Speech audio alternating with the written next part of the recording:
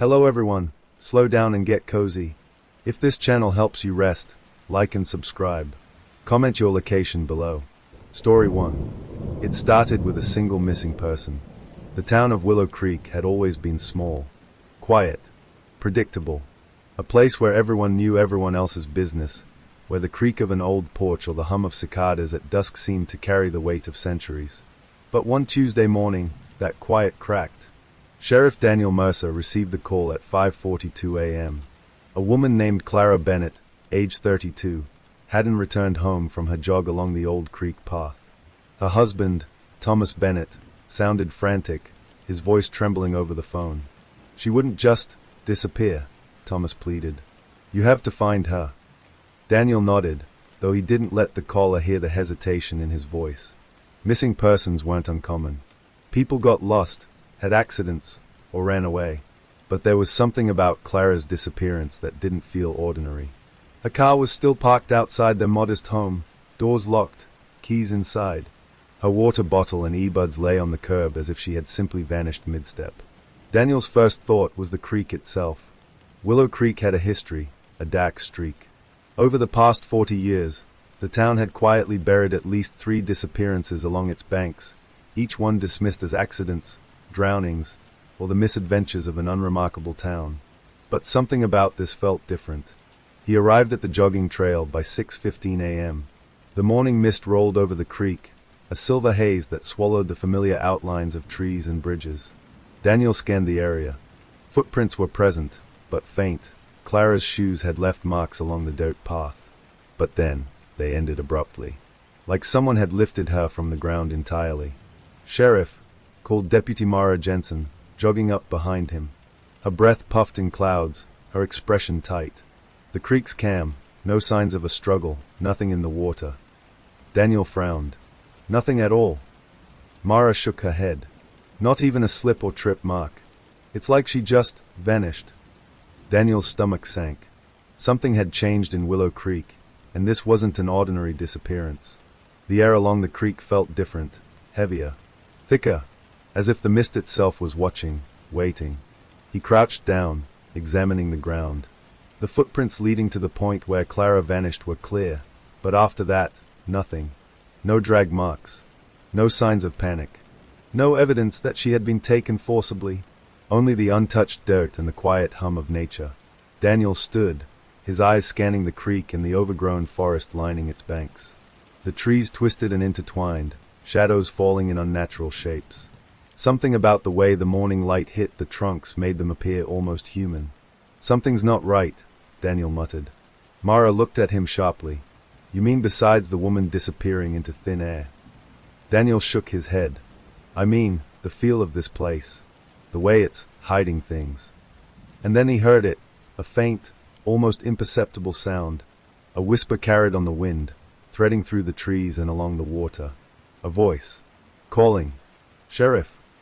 Daniel froze. Mara looked at him, confused. I heard it too, Daniel whispered. Another whisper. Clara's voice. Sheriff, help me. Daniel felt the hairs on his neck stand. He had been a lawman for nearly 20 years, had faced criminals, fires, storms, and violent crimes. But this was different. He felt the chill of something that didn't belong to the natural world. Call it in, he said, his voice steady. Get a search team. We're going in. Mara nodded, pulling out her radio. Yes, Sheriff. Daniel stepped onto the path, flashlight in hand, eyes fixed on the dense trees ahead. Every instinct screamed that something was waiting deeper in the forest. Something old. Something patient. As he moved forward, he noticed a faint pattern in the mud. Odd symbols scratched into the dirt, circles intertwined with lines, almost like a code. But it didn't look like anyone had done it recently. The earth was too soft, yet untouched by recent rainfall. Daniel knelt, brushing his fingers along the carvings. The symbols seemed almost to shimmer in the mist. His heart began to race. Whoever, or whatever, had left them wanted someone to find them. Mara approached from behind. Sheriff, I don't like this. There's nothing here that makes sense. Daniel straightened, eyes scanning the woods. Neither do I, Mara. Neither do I. But whatever happened to Clara Bennett, it didn't happen by accident. And as the mist thickened around the trees, Daniel realized that Willow Creek had a secret that had waited decades for someone to notice. And now, he was standing directly in the path of something that had been hiding in plain sight. Something that watched the creek, the trees, and the people. Something that had waited for the right moment to strike again. Daniel Mercer wasn't just hunting a missing woman anymore. He was chasing the truth of Willow Creek itself. And Willow Creek was about to respond. The morning sun had barely pierced through the dense fog hanging over Willow Creek when Sheriff Daniel Mercer and Deputy Mara Jensen returned to the scene. The creek itself seemed to mock them. Calm, unyielding, reflecting the pale sky like a mirror, but hiding something below its surface. Daniel stared at the water, noticing for the first time the faint outline of an old wooden dock, half swallowed by reeds.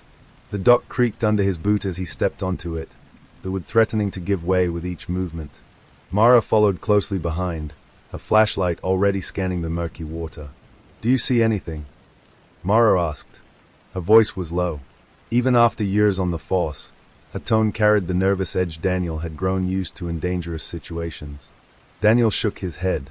"Not yet, but the creek doesn't lie." He had learned that lesson long ago.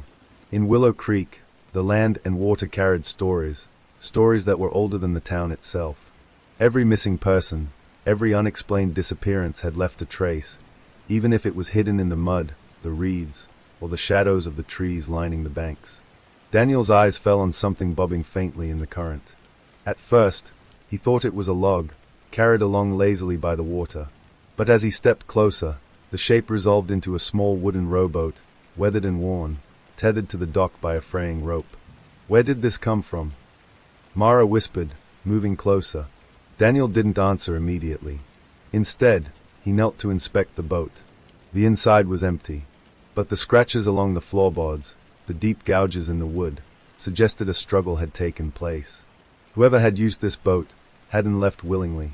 He ran his fingers over the inside. A small patch of dried mud clung stubbornly to the boards, and something darker beneath it caught his eye. Blood. Faint, almost imperceptible, but unmistakable. Mara gasped. "Clara." Daniel shook his head slowly. "Maybe. Or someone else. But this boat, it never returned on its own." Following the trail, Daniel grabbed the rope and pulled the boat closer to the dock. The water rippled silently around it. He scanned the creek, following the gentle bend of the waterway upstream. "This is where she was last seen," Daniel muttered. "Right along this stretch." Mara's gaze followed his finger. "Do you think someone used this boat to take her?" Daniel frowned. "Maybe. Or something forced her onto it. Either way, this isn't ordinary." He stepped carefully into the boat, testing its weight. It rocked gently beneath him. Mara joined, and together they floated downstream slowly, the mist curling around them like ghostly fingers. As they moved, Daniel noticed something etched into the underside of a tree branch hanging over the water. Strange markings, almost like a primitive map, pointing toward the center of the creek. He traced the symbols with his finger. "These aren't natural." Mara leaned over the side of the boat. "Could it be a warning?" Daniel didn't answer immediately. The thought lingered uncomfortably in his mind. In Willow Creek, warnings weren't always explicit. They were whispered in the water, etched in mud, hidden in the shadows. The creek narrowed as they continued, the reeds growing taller, denser, obscuring their vision. Every now and then, the water would ripple, though the wind had died down. Something moved beneath the surface, something that didn't belong. Daniel's hand instinctively went to his sidearm, though instinct told him a gun wouldn't solve this. This was a predator unlike any he had encountered before. Patient, silent, waiting for the perfect moment to strike. The first clue. Half an hour into their journey, the boat's bow scraped against something hard beneath the water. Daniel grabbed his flashlight and peered over the side. It was a submerged dock, or perhaps a portion of an old cabin, its timbers rotted and blackened by decades of water exposure. A faint shimmer along the surface caught his eye, a bracelet. Daniel fished it out carefully. The gold was dulled, the stones missing, but he recognized it immediately. "Clara's," he whispered. Mara leaned closer. "Are you sure?" He nodded grimly. She always wore it jogging. Never took it off. The creek had swallowed it, hiding it in plain sight. It was a small clue, almost insignificant, but it confirmed one terrifying truth. Clara had entered the creek, and something had taken her. Daniel examined the water more closely. Small bubbles rose from beneath the surface. They weren't natural currents. Something moved under the creek, larger than any fish. He tightened his grip on the flashlight. It's not done with her. Or with us. The boat moves alone. Daniel glanced up at the mist-covered banks. The reeds swayed, though the air was still. Then, slowly, the boat drifted further downstream. Daniel tried to steer it, but the current had grown stronger, carrying them with unnerving force. Mara shouted, "Sheriff, wait!" Daniel realized immediately. The boat was moving on its own. Something was guiding it. Something powerful. Something unseen. The boat rounded a bend, and the water widened into a small, circular pool. The mist here was thicker, almost solid, clinging to their clothes, their hair. The creek had become something else entirely, a trap disguised as water. In the center of the pool, Daniel saw it. A small, moss-covered island. But it wasn't empty. Shadows moved along the shore. Figures crouched among the trees, watching. Not people. Not yet. Too tall, too thin. Eyes glinting faintly in the mist. Mara whispered, "Sheriff, what are those?" Daniel's jaw tightened. Something that doesn't want to be seen. The boat continued its slow approach toward the island. The shadows didn't move away. They circled, almost guiding them in. Daniel held his breath. Every instinct told him to turn back, to leave this place behind, to abandon the search for Clara. But he couldn't. Not now. Not when she was still alive. Somewhere. The island. The boat scraped against the island's shore. Daniel jumped out carefully, wading into the muddy bank. Mara followed. The ground felt wrong. Soft, almost spongy, as if it had absorbed decades of rain, and more. Daniel's flashlight beam illuminated the trees. The symbols etched into the back mirrored those he had seen along the creek. Circles intertwined with lines, pointing toward a clearing at the center of the island. Something pulsed beneath the mist. A low hum, vibrating through the ground, through the air, even through Daniel's bones. "Stay close," he said, moving toward the clearing. And then he saw her. Clara Bennett, kneeling on the ground, hands covering her face. Her body was trembling, though not from cold. "Mara, call it in," Daniel said, his voice shaking slightly. "We need backup." Mara pulled out her radio. No signal. Daniel's stomach sank. Willow Creek had already cut them off. The warning. Clara looked up at him. Her eyes were wide, terrified. They won't let me leave," she whispered. Daniel stepped closer. "Who? What won't let you leave?" She pointed toward the tree line. The shadows among the misty trees were now moving toward them, circling the clearing. Not running, not walking, gliding. "They're guarding the creek," she said, voice breaking. "They take people who try to leave." Daniel glanced at Mara. Her face was pale, and her hand hovered over her firearm, though she hadn't drawn it. "Sheriff," she said, "we need to get out of here, now." Daniel shook his head. He couldn't abandon her. Not yet. Something cold and heavy pressed on him. Not from the shadows. From the creek itself. A force, alive, watching, waiting. He realized the terrifying truth. Willow Creek hadn't claimed Clara by accident. It was deliberate, and it was waiting for him next. The forest surrounding Willow Creek was alive in a way that made Daniel Mercer uneasy. Mist curled around the trees like tendrils of smoke. Shadows stretched unnaturally long, twisting in the early morning light. Even the birds were silent, as if afraid to disturb something hidden deep within the woods.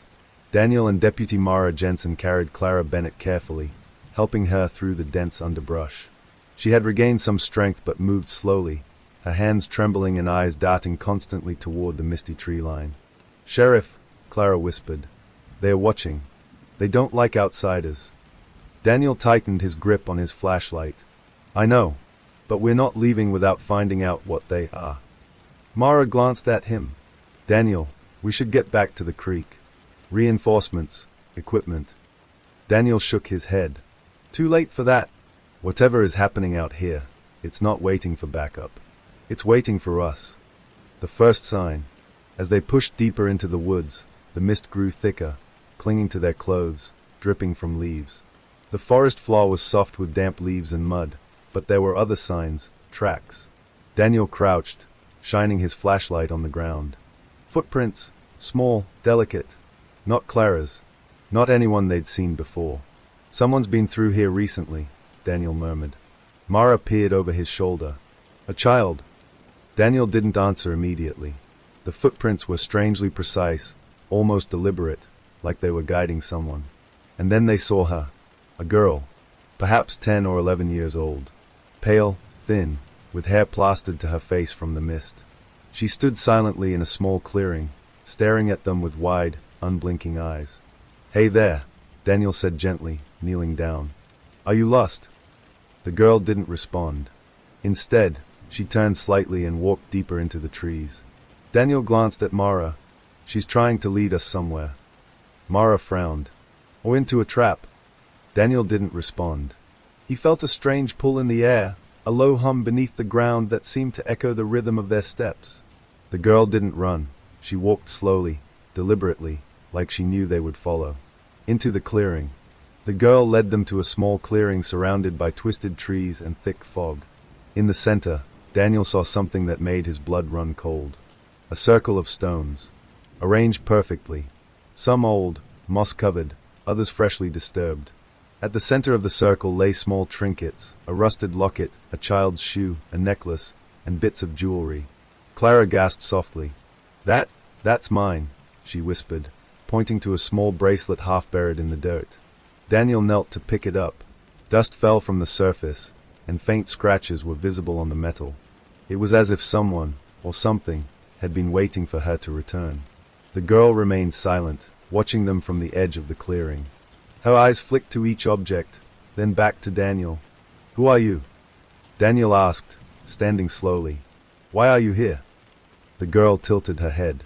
Then, finally, she spoke, her voice faint, almost like a whisper carried on the wind. "They took her, and they take others. They wait. The creek, it chooses." Daniel's stomach tightened. "What do you mean the creek chooses?" The girl looked toward the misty water. "The water calls. If you listen, it will tell you who will disappear next." A warning. Before Daniel could respond, the girl stepped back. Her hand pointed toward the shadows between the trees. "They're coming," she said. "You can't stay.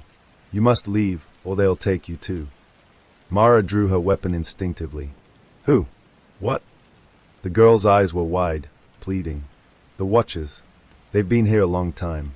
They are hungry for those who wander too far." Daniel felt a chill. It wasn't fear, it was recognition. The forest, the creek, the disappearances, they were all connected. And now the evidence was right in front of him. "Wait!" Daniel shouted. "We can't leave without knowing what happened. Where is she?" The girl shook her head. "I don't know. She's already gone. The creek, it doesn't let people go." Daniel's jaw tightened. "Then how do we stop it?" The girl blinked. "You can't. Not yet. Not unless you follow, but follow at your own risk." Deeper into the woods. Despite Mara's protests, Daniel followed the girl. The clearing faded behind them as the fog grew heavier. Every step deeper into the forest made the air colder, thicker, as if the trees themselves were exhaling something alive. Daniel held up his flashlight, revealing faint shapes in the mist. Figures, tall, thin, shadowy, lurking between the trees. Not moving, but watching. Waiting. "They see everything," the girl whispered. "The creek tells them. They know who is coming." Mara's voice trembled. "Daniel, this is insane. We should go back. Now." Daniel shook his head. Not without answers. The town isn't just losing people, it's hiding something. And she knows it. The girl led them to a small stream, narrower than the main creek. The water was black, almost oily in the flashlight's beam. She pointed to a fallen log spanning the stream. "Cross here," she said. "But step lightly. They feel vibrations." Daniel nodded, motioning for Mara to follow. Step by careful step, they crossed the log. Daniel noticed faint scratches on the back, like claw marks. He glanced over at Mara, whose face had gone pale. Once across, the girl stopped and turned to face them. "This is where it begins," she whispered. "The hidden cabin." Through the thick mist, Daniel noticed the outline of a small cabin. Its roof sagged, windows were dark, and the door hung open, swaying slightly in the breeze. "It's been here a long time," the girl said. "The creek built it. Or maybe, it just chose this place." Daniel approached slowly, flashlight sweeping over the walls. Symbols were etched into the wood, circles, lines, and strange, jagged shapes that seemed to pulse in the light. Mara stepped beside him, weapon drawn. "What the hell is this place?" Before Daniel could answer, a soft giggle echoed from inside the cabin. "Who's there?" Daniel called. No response. Only the mist curling inside the doorway. The girl whispered, almost urgently, "It wants to show you. But once you see it, there's no turning back." Daniel took a deep breath, his heart pounding. Clara's disappearance, the boat, the creek, the shadows, they were all leading to this moment. He stepped across the threshold. Inside, the air was heavy and cold. The faint smell of damp wood and decay clung to the walls. In the center of the cabin, an object glimmered faintly in the mist, something that pulsed like a heartbeat. Daniel's flashlight flickered as he approached. His breath caught. It was a journal. Old, leather-bound, water-stained. The name inscribed on the cover made his stomach drop. Clara Bennett. Mara gasped. "She wrote this? But she's missing." Daniel flipped the cover. The first page was filled with strange symbols, identical to those etched along the creek, the trees, and the cabin walls. And at the bottom of the page, written in jagged letters, was a single line. "The creek takes, but it can be bargained with if you know the rules." Daniel's mind raced. The creek wasn't just a body of water, it was a predator, a living thing, and Clara had discovered its rules. The girl in the woods whispered behind him, "If you follow, you'll learn them too. But you may not survive." Daniel clenched his jaw. "We have to try. We have to find her." Mara's hand shook over her weapon. "Daniel, I'm not sure this is a fight we can win." Daniel didn't respond. He turned back to the journal, scanning the pages. Each symbol, each note, each clue, it was a map. A guide to the heart of Willow Creek. And he realized, with a sinking certainty, that the creek had been waiting for him. Waiting for someone who would dare follow. Waiting for someone who would try to uncover its secrets. And now, he was walking straight into its teeth. The air inside the hidden cabin was thick with damp and decay, yet it carried something else, a faint, almost imperceptible odor. Every object, every scratch in the floorboards, every symbol etched into the walls seemed deliberate, purposeful. Sheriff Daniel Mercer flipped through Clara Bennett's water-stained journal, his flashlight illuminating the pages. Symbols and strange diagrams, all connected with notes that hinted at a rhythm, a pattern, almost like a puzzle. Deputy Mara Jensen knelt beside a corner of the cabin, inspecting a stack of old crates. "Sheriff, look at this." Daniel glanced up. The crates weren't ordinary storage containers. They were positioned in a circle, like the stones in the clearing outside. Inside each crate were items, torn clothing, broken shoes, scraps of letters, all belonging to people who had disappeared over the decades. "It's as if someone, or something, is keeping track," Daniel murmured. "A record." Mara swallowed hard. "Do you think this is why the creek takes them?" Daniel shook his head slowly. "Not just the creek.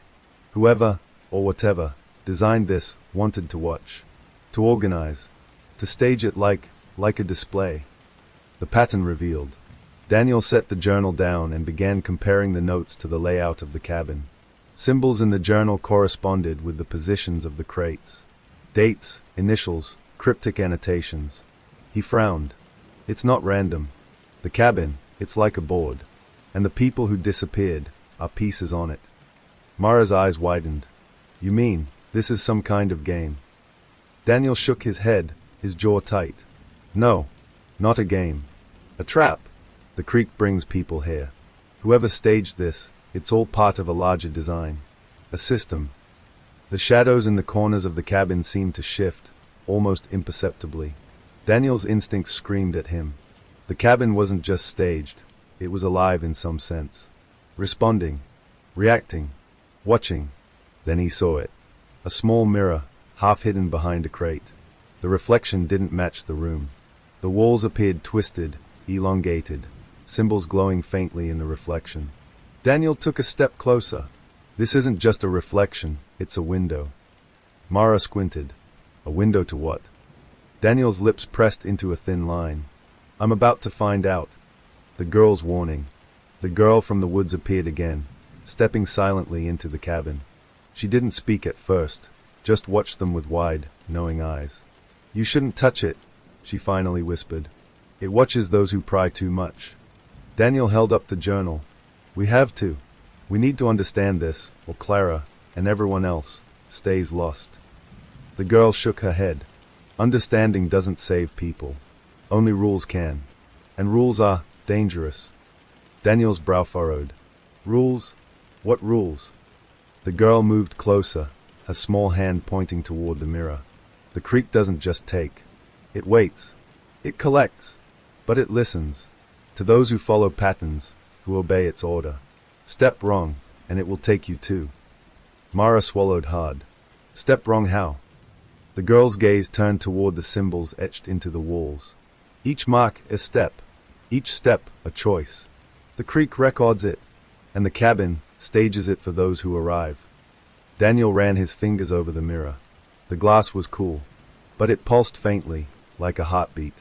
And in its reflection, he saw movement behind him, not his own.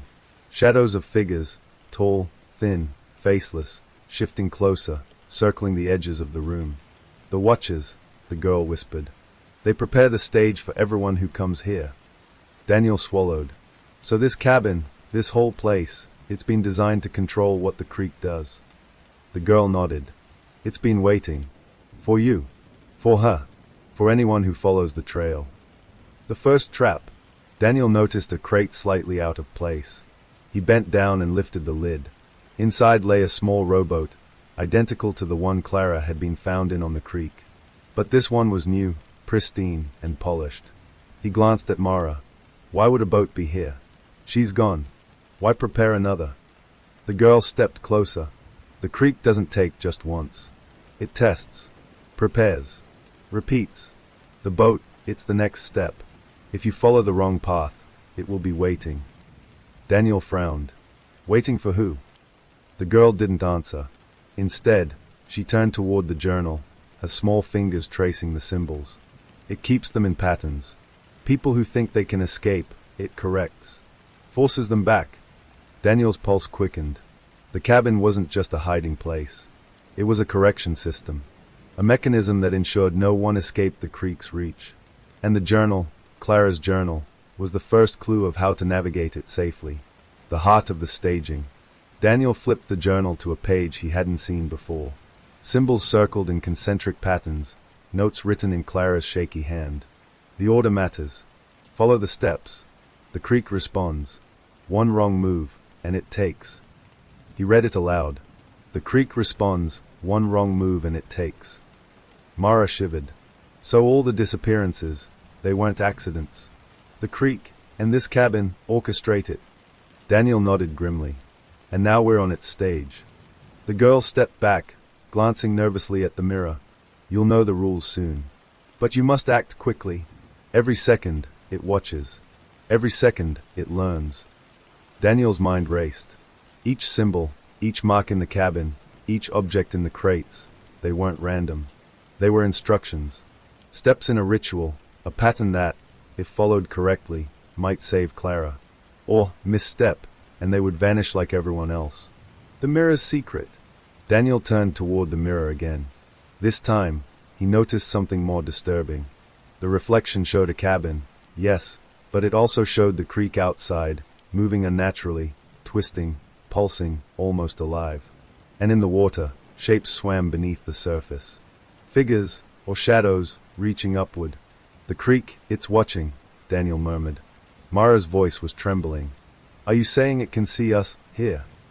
Daniel swallowed hard. It doesn't just see. It anticipates. And it's always one step ahead. The girl whispered, almost mournfully.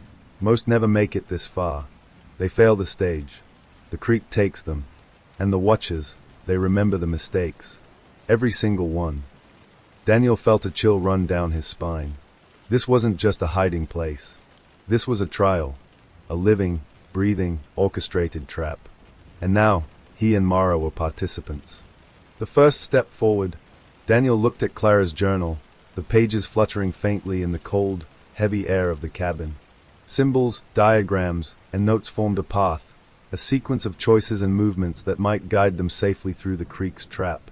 He looked at Mara. We follow the journal. Every step, every choice. We can't improvise. Mara nodded, though her hands shook. And if we make a mistake?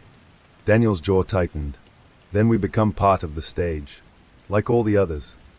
The girl in the woods took a step closer. Then, go, before the creek decides you've waited long enough. Daniel took a deep breath and stepped toward the center of the cabin, journal in hand.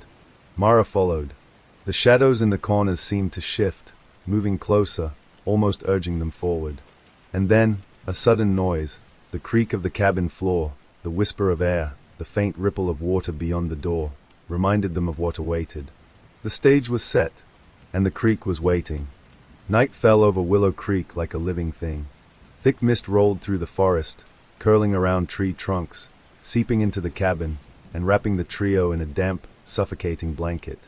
The air smelled of wet earth, rotting leaves, and something metallic, blood, perhaps, or iron from old, hidden mechanisms that had been submerged in the creek for decades. Sheriff Daniel Mercer stood in the center of the staged cabin, holding Clara Bennett's journal tightly in his hands. He glanced at Deputy Mara Jensen, whose grip on her flashlight had turned white-knuckled. Clara, fragile and trembling, stood behind them, watching the shadows shift along the walls. "This is it," Daniel whispered. "The journal, it's not just a guide. It's a map of the night. Every step we take now matters." Mara swallowed hard. "I'm beginning to hate this map." Daniel didn't answer. His eyes had already shifted to the window, where the creek beyond reflected a strange, unnatural blackness. Shadows moved across the water, elongating and bending like they were aware of him, aware of every heartbeat. Then he heard it, a sound that made the hairs on the back of his neck stand up. Footsteps. Slow, measured, coming from outside the cabin. The watcher revealed. Daniel motioned for silence. The sound grew closer. Each step echoed unnaturally, amplified by the fog, until it seemed as though the forest itself was walking toward them. Clara whispered, "It's the night watcher." Daniel's jaw tightened. "Night watcher." Mara's eyes widened. "What's that?" Clara shook her head. "I don't know exactly, but the creek sends them. They're the enforcers. Whoever, or whatever, breaks the rules, the night watcher finds them." Daniel felt a chill in his bones. For the first time since starting this nightmare, fear gripped him like a vice. Not fear for himself, fear for Clara, for Mara, for everyone who had vanished into this cursed place. The footsteps stopped. Silence. And then, a shadow detached itself from the mist. Tall, thin, faceless, moving with a fluid, unnatural gait, gliding toward the cabin rather than walking. Daniel swallowed. "Stay calm, stay calm." The shadow's head tilted slightly, as if observing, judging. Then it circled the cabin slowly, its movements deliberate, almost ceremonial. The girl from the woods stepped forward. "It knows you're here, and it knows the journal. But it tests everyone. The night watcher doesn't kill first. It waits, to see if you follow the rules." Daniel's heart pounded. Follow the rules, or what? The girl's voice trembled. "Or it takes you, and you never leave Willow Creek again." The first test. Daniel opened Clara's journal to a page marked with a small circle, a jagged arrow pointing toward the door. Symbols beneath it glowed faintly in the cabin's dim light. This is the first step," he said. "We move according to these instructions. Every step, every placement, every pause." Mara frowned. "Every step. This is insane. It's like the cabin itself is alive." Daniel nodded. "It's more than the cabin. The creek created this. The shadows enforce it. If we misstep, the night watcher acts." They began to move, stepping carefully along the path indicated in the journal. Each symbol corresponded to a movement in the cabin, a turn to the left, a pause, a step toward a crate. The shadows in the corners shifted with them, mirroring their movements, always watching. As they completed the first sequence, a low hum vibrated through the floor. The mist inside the cabin thickened. The night watcher had not attacked. It was waiting, testing. Clara whispered, It's watching your confidence. It knows fear. Daniel exhaled slowly. Then we keep going. Calm, deliberate. One step at a time. The second encounter. The second step brought them closer to the center of the cabin. Daniel paused, consulting the journal. A new symbol had appeared, one that wasn't there before. The creek responded to them in real time, adapting the pattern, the rules shifting like water. Mara's voice shook. It's changing. The instructions aren't the same as the journal says. Daniel's jaw tightened. Then we adapt. Pay attention. Every movement counts. Do exactly what the symbols tell us. A sudden shadow flickered behind the window. The night watcher had moved closer, gliding along the mist outside. Its faceless head tilted, observing. Its presence was oppressive, as if it weighed on their lungs, making each breath a struggle. Clara whispered, "It's the correction. If you hesitate, it punishes." Mara stepped back instinctively. Punishes? What does that mean? Daniel didn't answer. He focused on the symbols, moving carefully. A step forward, a turn, a pause, then a step to the crate that contained Clara's bracelet. He lifted it and held it out. The hum of the cabin shifted. The night watcher paused, lingering near the edge of the clearing of mist beyond the window. It was waiting for them to falter. Daniel felt the first true sense of dread in his career. Not bullets, not criminals, something alive, ancient, and patient. Shadows and whispers. The third sequence began. Each step required a pause, a rotation, a careful alignment with the symbols. The shadows along the walls seemed to move with them, stretching unnaturally. One shadow extended from the corner, touching Mara's leg, but when she looked down, nothing was there. "It's testing us," Clara whispered, voice barely audible. "It feels fear. It responds to hesitation. It knows you're afraid." Daniel's fingers tightened on the journal. "Then we don't hesitate." The night watcher's form began to shift. Now it wasn't just one shadow. It multiplied, fragments appearing in every corner, in the mist outside the cabin, along the walls. The sound of breathing filled the room, though no one else was there. Mara gasped. "Sheriff, I can't." Daniel grabbed her arm. "Focus. One step at a time. Trust the journal. Trust the pattern." The mist thickens. As they reached the fourth step, the mist inside the cabin became almost solid, clinging to their skin, filling their lungs with a cold, wet weight. The night watcher loomed closer. It made no sound, but its presence pressed down on them, a psychic weight that threatened to crush their resolve. Clara turned to Daniel. "The next step, it's the hardest. It asks you to confront what you fear most. The creek tests your mind as much as your body." Daniel swallowed. "Then we do it together. No hesitation." Mara's voice trembled. "I'm not sure I can. This isn't normal. It's not natural." Daniel's gaze hardened. "No, but it's real. And Clara's counting on us. All of us. Step by step, we finish this or..." He didn't finish the sentence. The threat was implicit. Fail, and the creek claims you forever. Confronting fear. The final step required them to stand in the center of the cabin, where the symbols converged, facing the mirror. In its reflection, the night watcher appeared closer than ever, its faceless form stretching and pulsing with a life of its own. Daniel exhaled slowly, holding Clara's journal in one hand and extending the bracelet in the other. "We face it. Together." The night watcher's shadow shifted violently. A low, vibrating hum echoed in the cabin. The mist surged around them. Then, as Daniel followed the final sequence of symbols precisely, a sound like rushing water filled the room. The shadows recoiled, twisting and stretching back toward the corners. The night watcher paused, as if assessing. Then, without warning, it vanished. The mist lifted slightly. The oppressive weight on their chests eased. Clara collapsed into Daniel's arms, trembling. You did it." Daniel didn't answer. He was still scanning the cabin, the journal, the mirror. The night watcher might have withdrawn, but he knew this was only the first night. Willow Creek was patient. It would wait. It would test again. And not everyone who followed the path would survive. Mara finally exhaled, her hand trembling as she lowered her flashlight. "We survived the first test. But for how long?" Daniel looked out at the mist-shrouded creek. "As long as we have to. We keep moving. We find Clara. and we uncover the truth behind this place.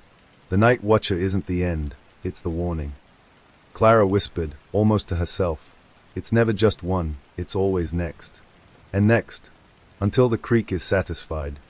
Daniel tightened his jaw. Then we make sure it isn't satisfied with anyone else. Step by step, symbol by symbol, we finish this. The creek rippled faintly outside, as if responding. The mist thickened again. The Night Watcher was waiting. The mist over Willow Creek clung to their skin like a living thing as Sheriff Daniel Mercer, Deputy Mara Jensen, and Clara Bennett emerged from the cabin. The Night Watcher had receded into the shadows, but its presence lingered in the air, a constant weight that pressed on their chests. Daniel held Clara's journal tightly. The pages now revealed more than just directions. They were a guide to survival, a set of rules created by something beyond human understanding. Every symbol, every arrow, every note was part of a larger design, the Predator's pattern. The creek doesn't just take people randomly, Daniel said, his voice low. There's a sequence, a system, and the Night Watcher, it's part of it. Mara shivered. So it's hunting us, like a game. Daniel nodded grimly. Not a game. A pattern. And if we misstep, we're part of it. Just like Clara said, the creek collects, organizes, and corrects. Clara, still trembling, whispered, it's always testing, always watching. Every action, every step, it's recorded. Tracing the pattern. The creek's edge was lined with reeds that swayed in the unnatural silence. Daniel examined the water, noting faint ripples that moved against the current. It was as if the creek itself was alive, observing, shaping the flow to match its design. We need to understand the Predator's pattern, Daniel said. Not just follow the journal blindly. The symbols are a guide, but the creek adapts. It reacts to us. Mara's brow furrowed. Adapts. You mean it changes depending on what we do? Yes, Daniel said. And that's why Clara's journal is so valuable. She recorded the sequence she survived. But every person, every day, the creek might adjust. It's intelligent, calculating, predatory. Clara shivered. It's like it knows your fear before you feel it. Daniel's hand tightened on the journal. Then we keep control. Focus. Step by step, symbol by symbol. The first trap outside. They followed the path indicated in the journal, moving toward the old dock where the first rowboat had been found. Each step had to match the sequence. Pause, turn, step lightly, stop, breathe. Any deviation, any hesitation, and the creek would react. A low hum began to vibrate through the ground. The reeds along the water's edge rustled, though there was no wind. The creek is aware, Clara whispered. It's testing us, seeing if we notice. Suddenly, a shape broke the mist, a figure standing in the water, impossibly thin, eyes glowing faintly in the fog. The Night Watcher.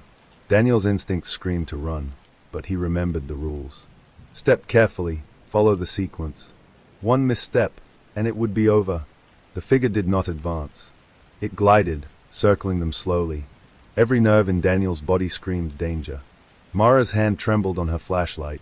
Clara pressed close to Daniel, clutching the journal. Daniel exhaled slowly.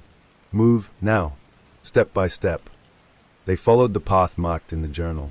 The figure mirrored their movements, but it did not intervene. Only watched, understanding the Predator. They reached a small clearing by the creek where the water flowed slower. Daniel paused, consulting the journal. The symbols on the page were more complex here. Spirals, interlocking circles, jagged lines indicating motion and timing. This is the Predator's pattern, Daniel said. Not just a path. It's a set of behaviors. The creek observes, waits, and responds to our movements. The Night Watcher, it enforces those rules. If we step outside the pattern, it corrects. Mara frowned. Corrects how? Daniel's voice was grim. By taking you, just like it took everyone else. Clara shivered. It's patient. It doesn't strike immediately. It watches, learning your habits, then it strikes when you least expect it. Daniel realized something terrifying. The creek's pattern was alive. It could predict, manipulate, and punish. The Night Watcher wasn't just a guardian, it was an agent executing the creek's will.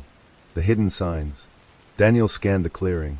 Subtle changes marked the way, a stick bent at a certain angle, a stone out of place, ripples in the water forming a path.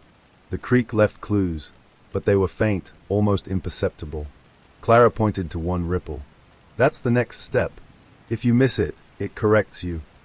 Daniel knelt, examining the water. The ripple formed a small loop, a circle that led toward the opposite bank. It's like a map, he murmured. The predator leaves breadcrumbs. Follow them exactly, and you survive. Misread, and you vanish. Mara's voice trembled. This isn't normal. Nothing about this is normal. Daniel didn't respond. His mind was focused entirely on the creek, the ripple, the sequence. Every instinct told him to move slowly, deliberately, and in sync with the pattern. Testing the pattern, they stepped into the shallow water, following the ripple's curve. Daniel counted each step silently.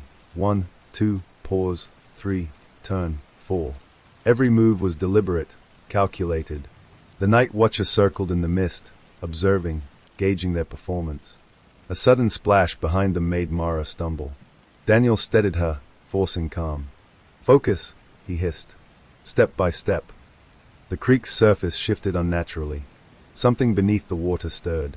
Shadows moved, twisting and elongating. The night watcher's presence grew heavier, almost tangible. Clara whispered, "It's close." Too close. Daniel glanced at the shadows and noticed an impossible shape, long, thin limbs, faceless head, moving with fluid grace beneath the water. The predator was not human. Not entirely. And it was testing them. The crucial choice. The journal indicated a fork in the path, a choice between two directions, each with its own symbols and sequence. One wrong decision could end their lives. Daniel examined the water, the ripple, the surrounding forest. One path led deeper into the mist, the other toward a small clearing with jagged rocks along the creek bank. Both paths radiated danger, but the symbols aligned with the misty route. Deep into the mist, Daniel said. Follow the journal. Stick to the sequence. Mara hesitated. Are you sure? That seems worse. Daniel's gaze hardened. We survive by following the pattern. Hesitation is death here. Clara nodded, clutching the journal. It's the only way. The creek, the night watcher, they respect the pattern. Deviate, and you're gone. Moving through the mist. Step by step, they followed the path. The creek pulsed alongside them, water lapping unnaturally, shadows flickering beneath the surface. Mist enveloped their legs, then their torsos, until they were nearly invisible. The night watcher glided silently in the fog, faceless and patient. Daniel felt its attention like a weight on his mind, probing, testing their resolve. Every step had to match the symbols. Every pause, every tilt, every motion was critical. Daniel's hands shook, but he forced control, trusting the journal and the pattern it described. A sudden noise, a splash closer than it should have been, made Mara flinch. Daniel steadied her, whispering, "Ignore it. Follow the sequence. Move exactly as the symbols say." The predator below the water stirred, its presence almost suffocating. The night watcher glided nearer, its faceless gaze fixed on them. Daniel whispered, "Step carefully. One wrong move, and it takes." The first survival. After what felt like hours, the mist began to thin. The creek calmed. The night watcher retreated, slipping back into the shadows. The water returned to a slower, more natural flow. Clara collapsed, trembling. We did it," she whispered. Daniel's jaw tightened. "Not done yet, but we survived the first major sequence. The predator's pattern, it's alive. It learns, and it waits for the next step." Mara lowered her flashlight. "How many more sequences are there?" Daniel glanced at the journal, flipping pages that now revealed more complex symbols, more layers of the pattern. Too many. And the creek doesn't forgive mistakes. Every deviation has consequences. Clara shivered, whispering, "It's patient. But it remembers. And it always returns." Daniel's eyes moved over the mist-shrouded creek. "Then we learn its rules. Every step, every symbol, every pattern. That's the only way to survive, and to save everyone else." The creek rippled faintly, almost in response. The predator was patient, intelligent, and relentless. The night watcher had withdrawn, but it was only a matter of time before the next test. And Daniel knew one undeniable truth. Willow Creek was not just water, shadows, or fog. It was a predator, and it had a pattern. The forest around Willow Creek felt alive in a way that made every step Daniel Mercer took a test of will. The mist swirled around their ankles, thickened along the creek bank, and pressed against them with an almost sentient weight. After surviving the first encounters with the Night Watcher, Daniel, Deputy Mara Jensen, and Clara Bennett had learned one crucial lesson.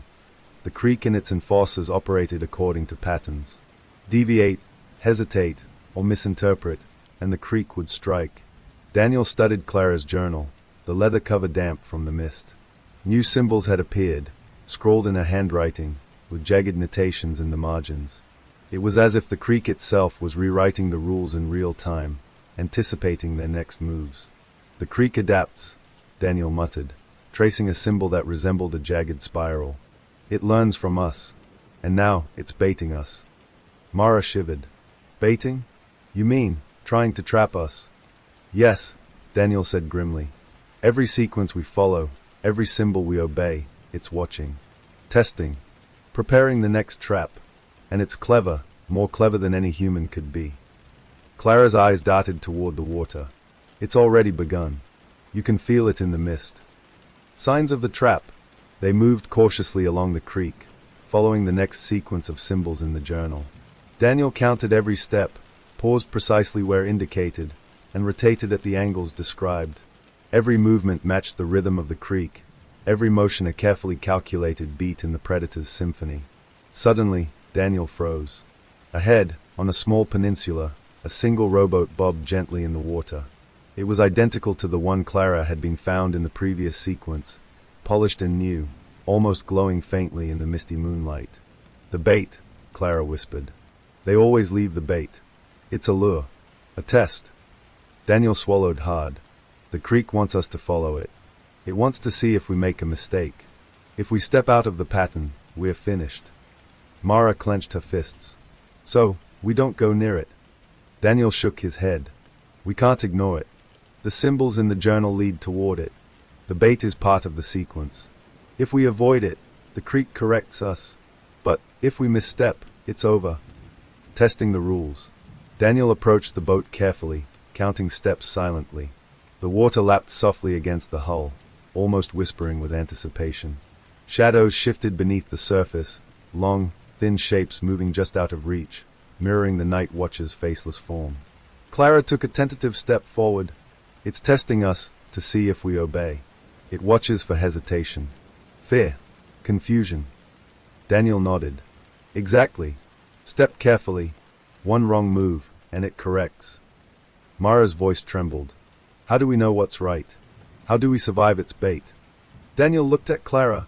The journal. The symbols. The pattern. The creek responds to order, not instinct.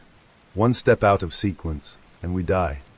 They followed the symbols, pause at the edge, step lightly onto the mossy ground near the boat, rotate exactly 30 degrees, hold still for 3 counts. The creek's surface rippled as if reacting to each precise movement. The Night Watcher emerged from the mist, faceless, circling the perimeter like a predator evaluating its prey. The first confrontation. Daniel exhaled slowly as they reached the boat. He lifted it slightly, testing its weight.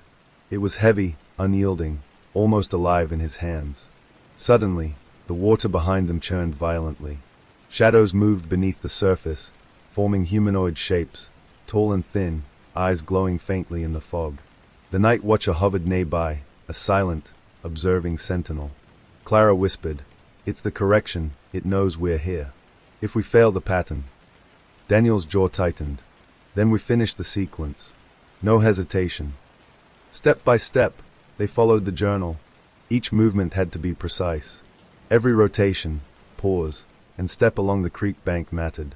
Daniel's pulse pounded with each breath. He could feel the Night Watcher's gaze like ice on the back of his neck.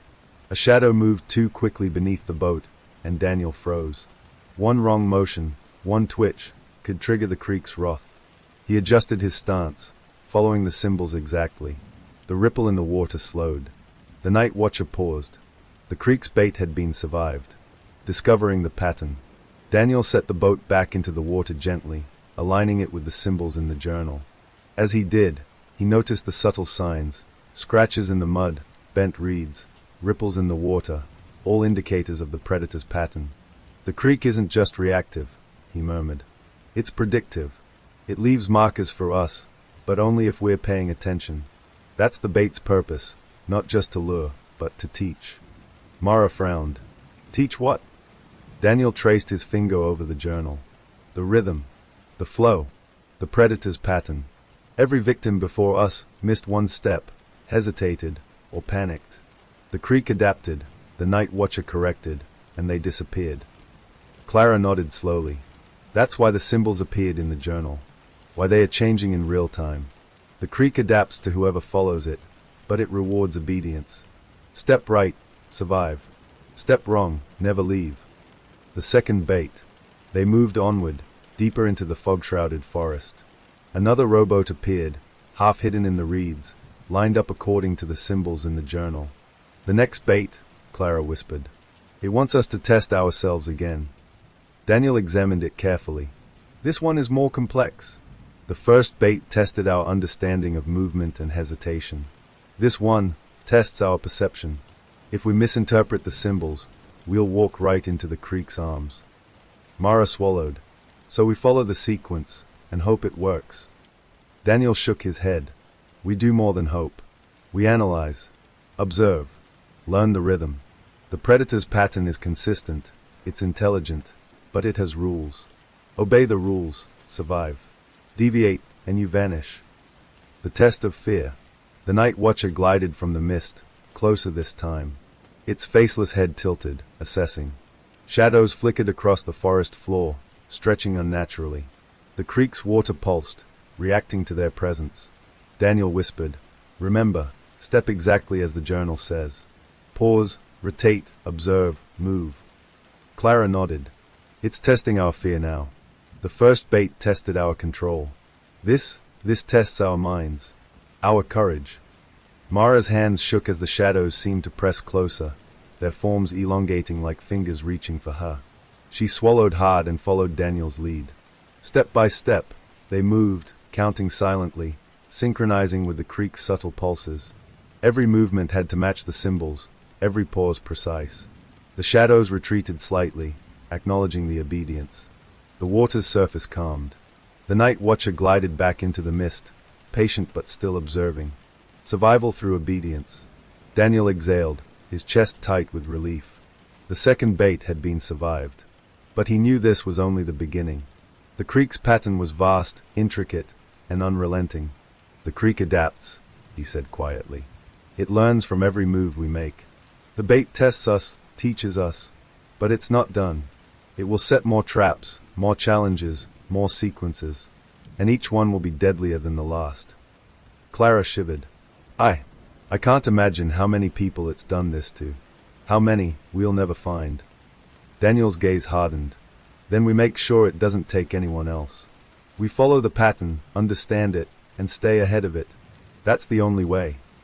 The mist swirled around them, the creek rippled faintly, and the night watcher remained in the shadows, waiting. The creek had laid its bait, and the predator was patient. The air grew heavier as Sheriff Daniel Mercer, Deputy Mara Jensen, and Clara Bennett pressed deeper into the dense forest along Willow Creek.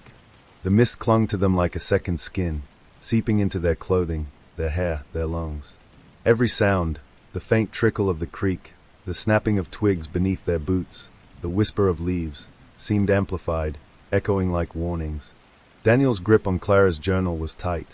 Each step had to be deliberate, measured, in line with the predator's pattern. The night watcher had not appeared yet, but Daniel knew better than to assume it was gone.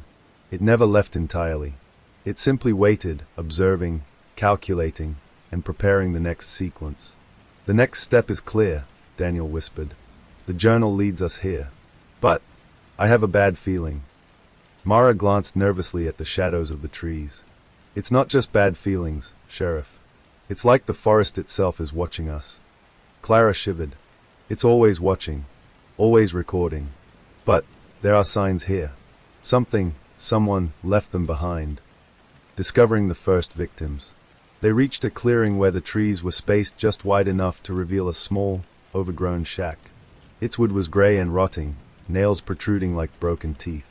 Daniel noted the position of the shack, It was exactly where the symbols in the journal indicated, a nexus point in the predator's pattern. Mara frowned. Why would the journal lead us here? It doesn't look safe or inviting. Daniel shook his head. It's not supposed to be inviting. The creek and its enforcers leave clues, but they are tests. Or warnings. Clara stepped forward, pointing to the shack's partially collapsed wall. Look, there's something inside. Daniel carefully pushed open the rotting wall. Inside, dust and decay mingled with something far darker.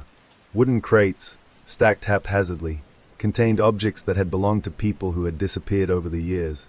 Torn clothing, frayed shoes, faded letters, even small trinkets like watches or locket chains. Each crate was labeled with symbols resembling those in Clara's journal. Daniel's stomach twisted.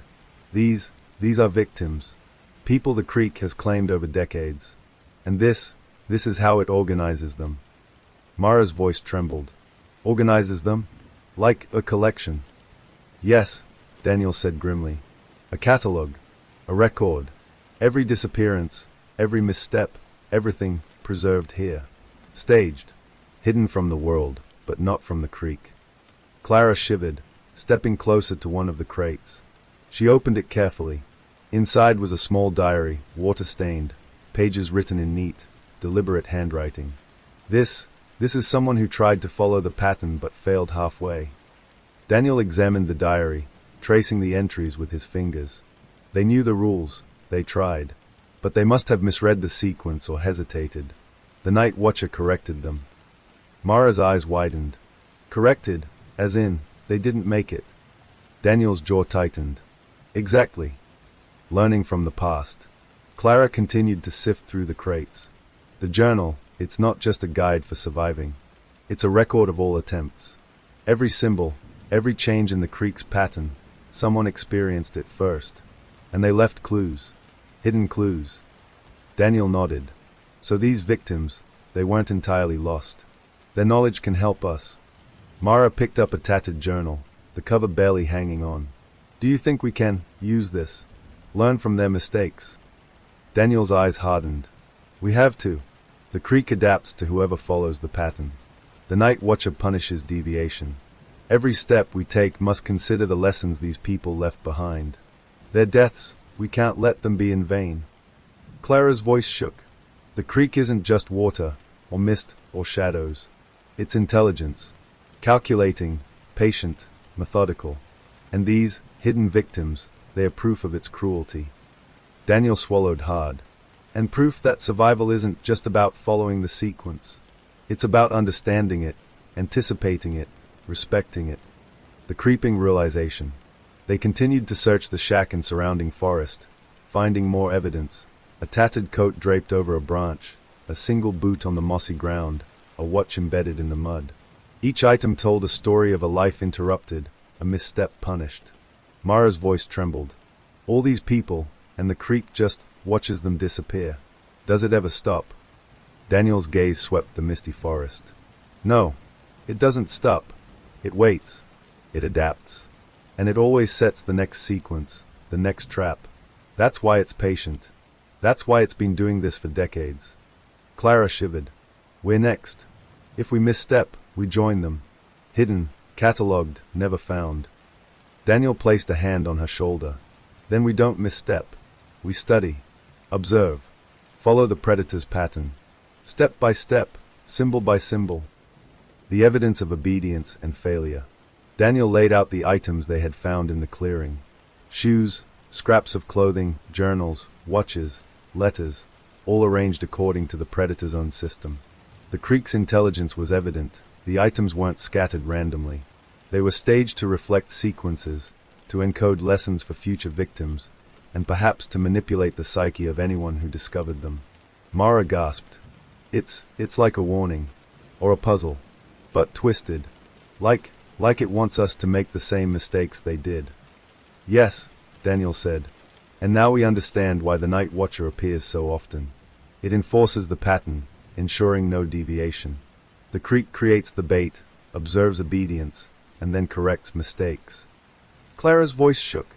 Some people, they probably survived longer than others. But the pattern, it always catches up. Always.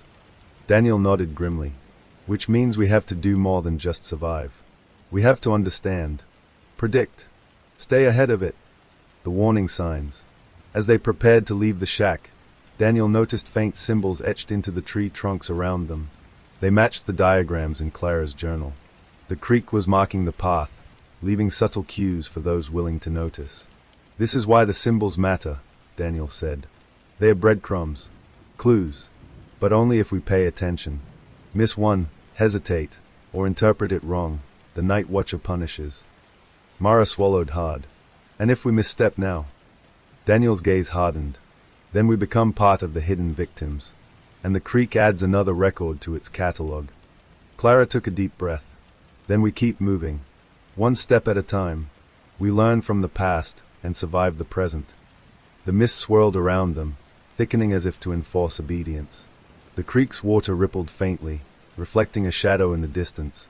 The Night Watcher, observing, evaluating, always patient. Daniel glanced at the journal, the pages now marked with new symbols. The hidden victims teach us the rules. The bait teaches us discipline. And the creek, the predator, watches us. Step by step, we follow its pattern, or we disappear like them. Mara tightened her grip on her flashlight. Then we follow the pattern, every step. Daniel nodded.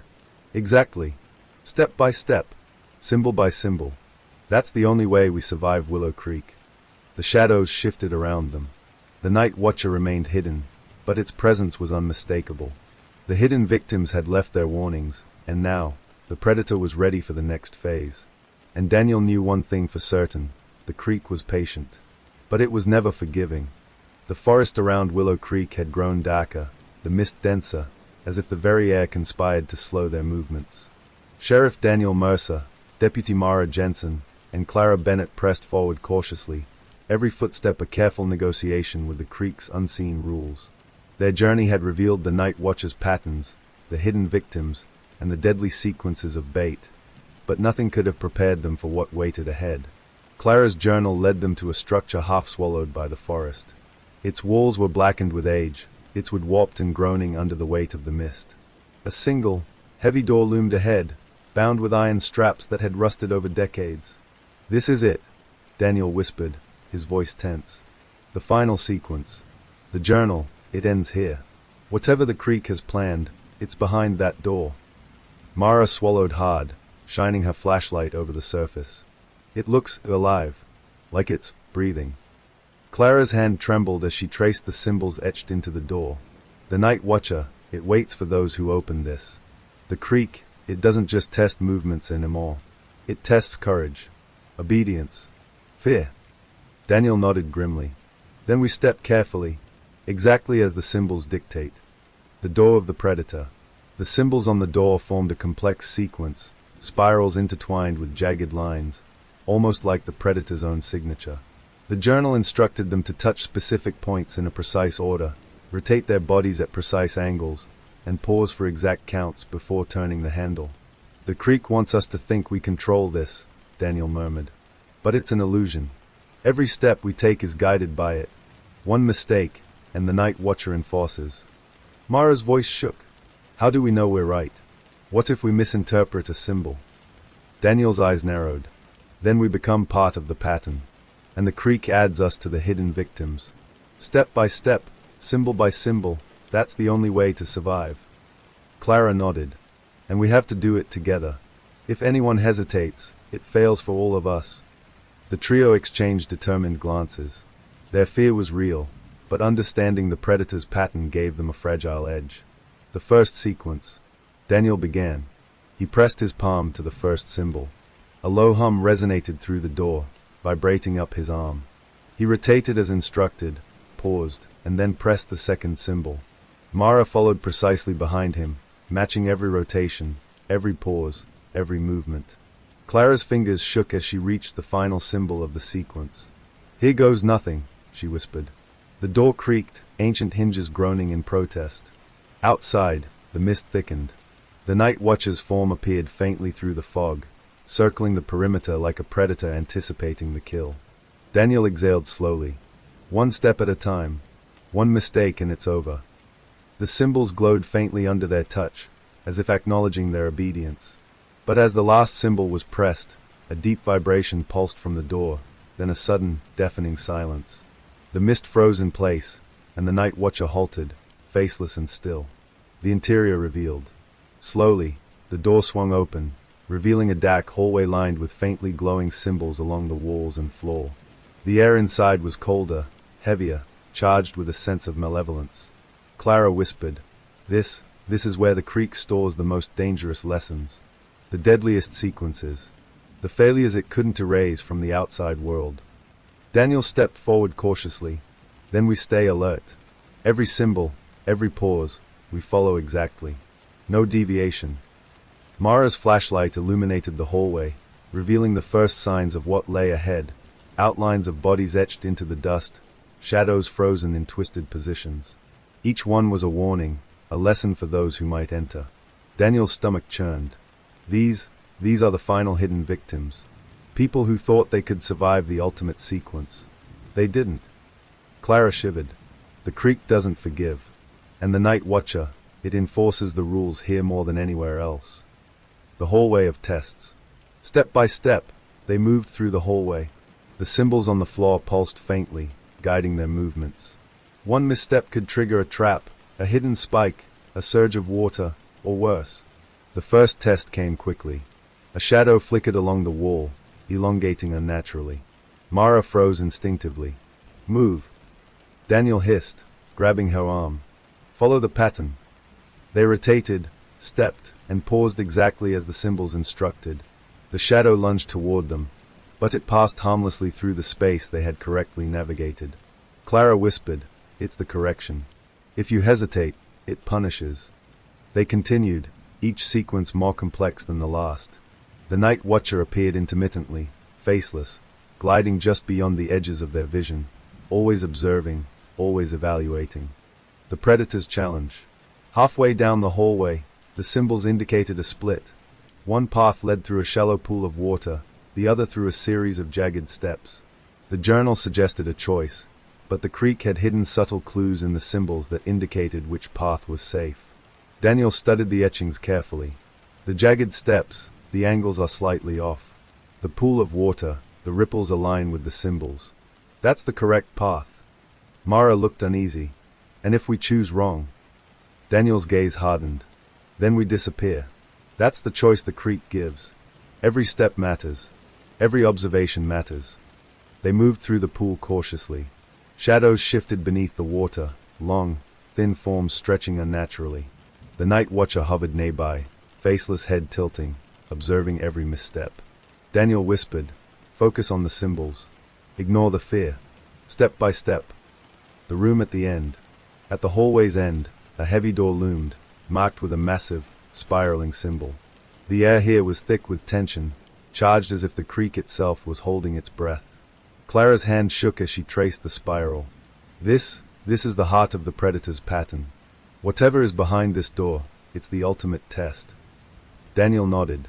Then we prepare. Step by step. Symbol by symbol. No hesitation. They pushed open the door together, revealing a large chamber bathed in an unnatural, dim light. The walls were lined with countless items, personal effects, journals, clothing, each representing a life taken by the creek.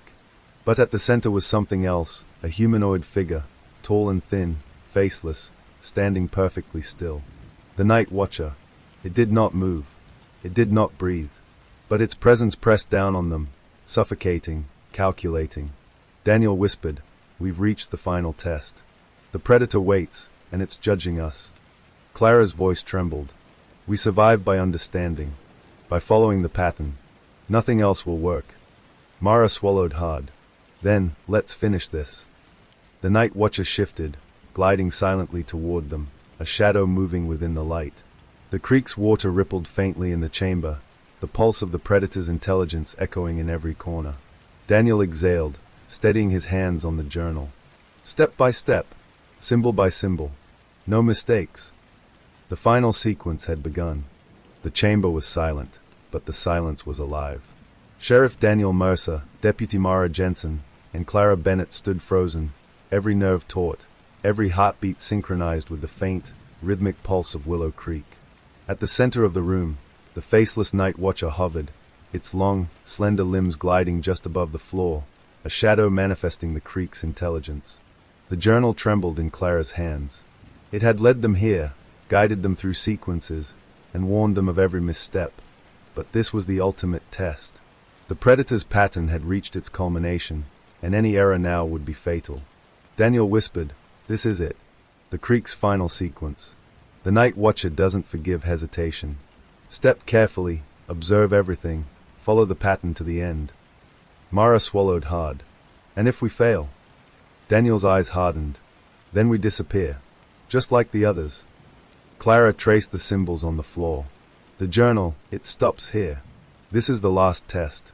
Whatever happens, we survive together, or not at all. Entering the final sequence. The symbols led them to a narrow corridor that curved like a spiral staircase, descending into darkness. Each step echoed unnaturally. The night watcher followed silently, its presence a suffocating weight pressing on their minds. Daniel counted silently, each number a lifeline. 1, 2, pause, rotate, 3, 4, 5. Step by step, symbol by symbol. Any deviation could trigger the creek's wrath. The walls pulsed faintly, like veins of water, glowing with the predator's subtle signals. Shadows stretched and twisted, trying to disorient them, but Daniel focused on the journal's sequence. "Ignore the fear," he whispered. "Observe, follow, survive." Mara clenched her flashlight tightly. It's like the creek itself is alive. Watching, judging. Daniel nodded grimly. "Exactly. And this is its ultimate arena. Every trap, every correction, every hidden victim, it all led here." The first trap. The floor beneath them shuddered as they reached the bottom of the corridor. A low rumble echoed through the chamber, and water surged up from unseen crevices, forming shallow pools that glimmered with the creek's unnatural light. The symbols in the journal indicated precise placements. 1 foot on this ripple, the other angled toward a triangle. Hands rotated exactly 30 degrees. One misalignment, one hesitation, and the night watcher would strike. Clara whispered, "The creek doesn't just punish mistakes anymore. It designs them. Every ripple, every shadow, it's calculated to test our reflexes, our courage, our precision." They moved carefully, following the pattern exactly. The night watcher circled closer, silent but omnipresent.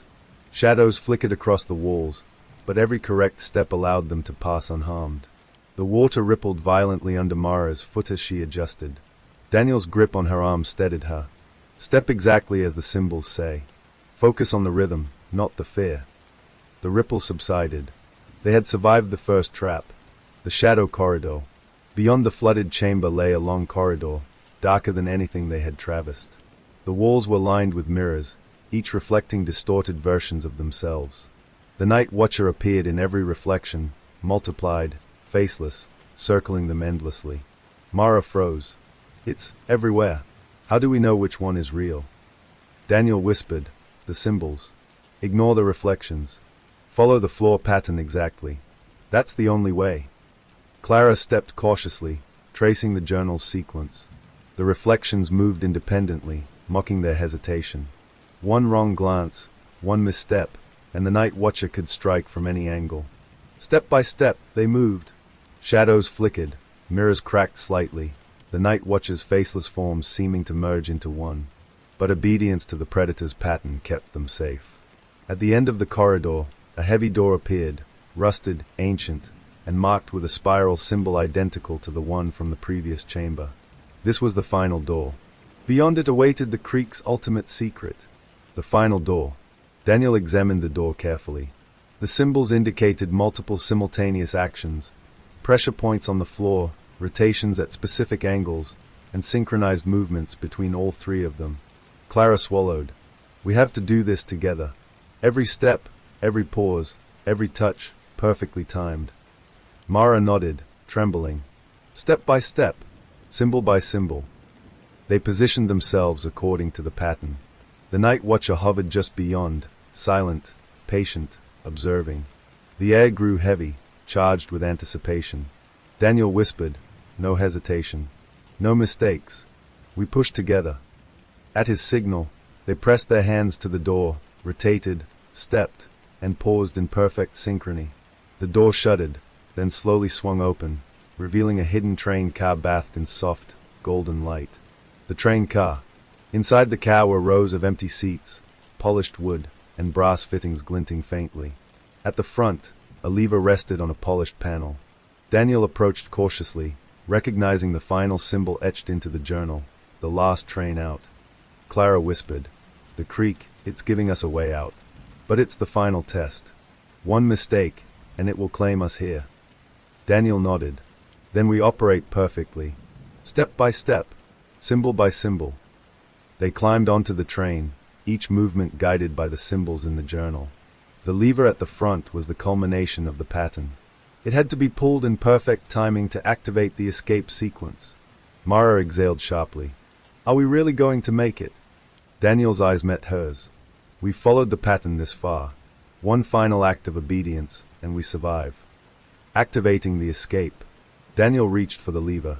Clara and Mara positioned themselves according to the final symbols. He pulled slowly, deliberately, counting in his head. 1, 2, 3, 4. The train shuddered to life. Wheels spun silently, the car gliding smoothly along tracks hidden beneath the forest floor. The night watcher appeared briefly at the edge of the doorway, faceless, elongated, but it did not follow. The creek had allowed them to leave. Clara whispered, It's working. We're moving away from the creek." Mara's voice trembled with relief. "I can't believe it. We're actually escaping." Daniel exhaled, relief mingled with exhaustion. "We survived Willow Creek because we understood the pattern. Step by step, symbol by symbol." Looking back, the train emerged from the mist, carrying them away from the forest, the creek, and the night watcher. The hidden victims, the bait, the sequences, they had survived it all, guided by observation, precision, and courage. Clara looked back at the fading mist. So many people, so many hidden victims. And the creek, it's still there. Waiting. Daniel nodded. "Yes, but at least now we know how to survive. We respect the pattern, we obey the rules, and we teach others what we learned. That's how we honor the ones it took." Mara leaned against the wall of the train, exhausted but alive. "We made it, somehow." Daniel's gaze remained on the forest in the distance, the pulse of the creek faintly visible beneath the fading mist. "We made it, but we remember. Willow Creek doesn't forgive mistakes. And it doesn't forget." The train carried them forward, away from Hollow Falls, away from the predatory intelligence that had claimed so many. But the night watcher and its creek would always be there, waiting for the next sequence, the next victim, the next mistake. Step by step, symbol by symbol. Story 2. At exactly 9:47 p.m., the emergency sirens in Blackridge Hollow began to scream. It was the kind of sound that made people stop breathing for a moment. Not the fire alarm kind. Not the storm warning kind. This siren was older. Deeper. Mechanical. Like something built decades ago for a purpose no one liked talking about. Inside the small Blackridge Sheriff's office, Sheriff Ethan Cole froze mid-sentence. Across the desk, Deputy Lena Ortiz looked up from her paperwork. "What the hell?" she muttered. The siren howled again. Outside, the quiet mountain town exploded into motion. Lights snapped on in houses. Front doors slammed. Car engines roared. But instead of driving away, people were rushing inside. Locking doors. Closing curtains. Ethan frowned. "That's not a storm siren," he said slowly. Lena shook her head. "No." Then her voice dropped. "That's the lockdown siren." A siren no one was supposed to hear. Ethan had only moved to Blackridge Hollow 3 months earlier. Population, 2,300. A quiet mountain town tucked between dense pine forests and steep cliffs.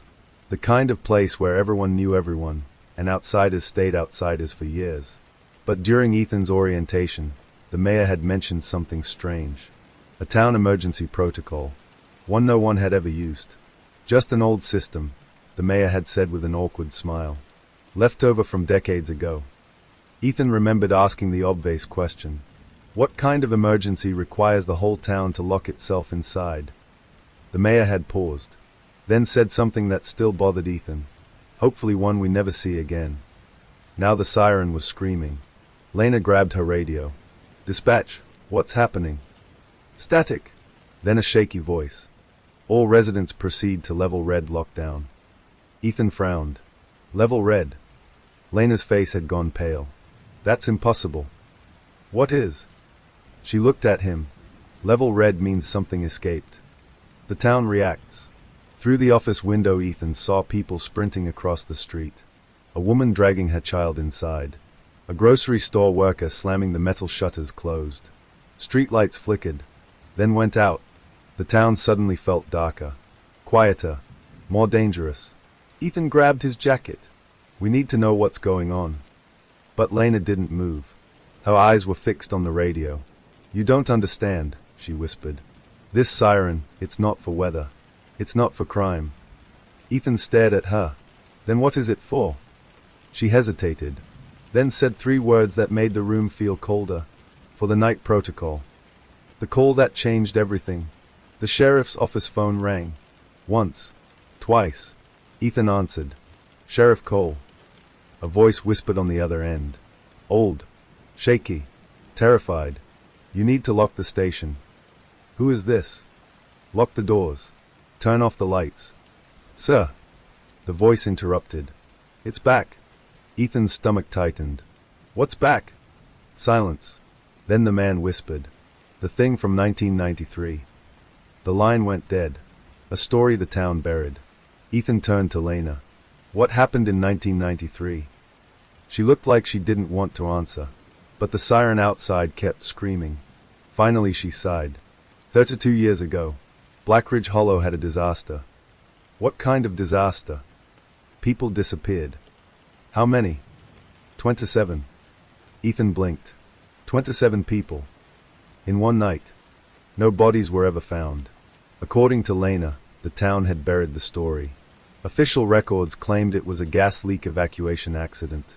But locals knew the truth was stranger. The victims hadn't died in fires, or explosions, or floods. They had simply vanished. Doors left open, dinner still warm on tables, cars abandoned on the road. 27 people. Gone. Without a trace. And the strangest part, the disappearances had all happened between 9:47 p.m. and midnight. The exact moment the siren started tonight. Ethan didn't believe in ghost stories, but he did believe in patterns. And right now, something felt wrong. Very wrong. He stepped outside the station. The street was empty now. Every house dark. Every door locked. The town looked abandoned. Then Ethan heard something. A sound echoing from the forest. A metallic scraping noise. Like something dragging across pavement. He turned slowly. At the far end of the street, a figure stepped out of the shadows. Tall. Thin. Moving strangely. Its arms hung too long. Its head tilted at an unnatural angle. Ethan narrowed his eyes. Hey! The figure stopped, then slowly turned toward him. And Ethan felt a cold wave of dread wash over him. Because under the flickering street light, the thing standing there was wearing a sheriff's uniform. But Sheriff Cole was standing right there. Ethan's pulse spiked. The figure took one slow step forward, then another. The siren continued screaming across the silent town. Behind him, Lena rushed outside. Sheriff. She stopped mid-sentence. Her face went white. Oh God. Ethan didn't take his eyes off the figure. Lena, he said quietly. Tell me something. Her voice shook. Yes. Did one of the missing people in 1993. He swallowed. Work for the sheriff's department. Lena nodded slowly. Yes. Ethan stared at the approaching figure. Who? Her answer came out as a whisper. The sheriff. The figure took another step forward, and the town siren suddenly stopped. The silence that followed was worse. Because now, they could hear something else moving in the dark. More footsteps. More shapes. Coming out of the forest. The siren stopped. The silence that followed was worse.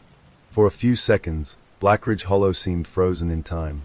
No wind, no car engines, no voices. Just a thick, suffocating quiet that pressed against Sheriff Ethan Cole's ears. Then the thing wearing the sheriff's uniform took another step forward.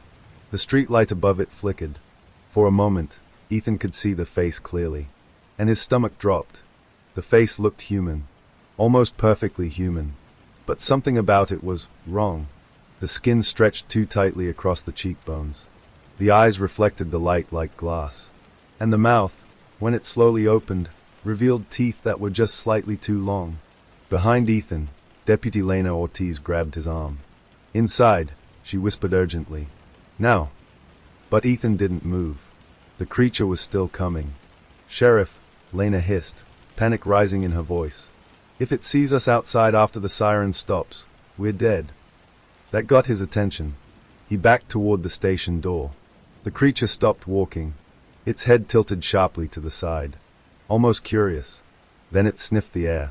Ethan felt the hair on his neck rise. "Move," Lena said. They slipped inside the sheriff's office and slammed the door shut. 3 locks clicked into place. Then Lena ran to the light switch and turned everything off. The station plunged into darkness. The rules. Ethan waited a few seconds, letting his eyes adjust. Outside, faint footsteps echoed on the pavement. Not just one pair. Several. He turned slowly toward Lena. "You better start explaining," he said quietly. Lena nodded. Her voice was barely above a whisper. "The night protocol." "What is it?" She swallowed. "It's how you survive." Ethan frowned. "Survive what?" Lena hesitated. Then she said the words no one wanted to hear. "The ones who come back." The first rule. Lena grabbed a dusty binder from a cabinet. The cover read, "Blackridge Emergency Protocol, Level Red." She opened it carefully. Inside were typed pages, yellowed with age. "After the disappearances in 1993, she explained quietly, the town created rules. Things we learned the hard way." Ethan leaned closer. "What kind of rules?" Lena held up one finger. "Rule 1. She read directly from the page. "When the siren stops, everyone must be inside with doors locked and lights off." Ethan nodded slowly. "That makes sense." She looked up. "You didn't hear the rest." She read the next line. "Because they are attracted to light." Ethan glanced at the dark windows. Outside, a shadow passed by. Something walked slowly down the street. Then another. Then another. "They look like people." Ethan whispered. "Those things, what are they?" Lena shook her head. "No one knows." "Aliens?" "No. Monsters." "Maybe." She closed the binder halfway. "But the worst part isn't what they are." Ethan waited. "It's who they pretend to be." The second rule. She turned the page. "Rule TWO. Do not answer the door." "No matter who it is," Lena said. Ethan frowned. "What if someone needs help?"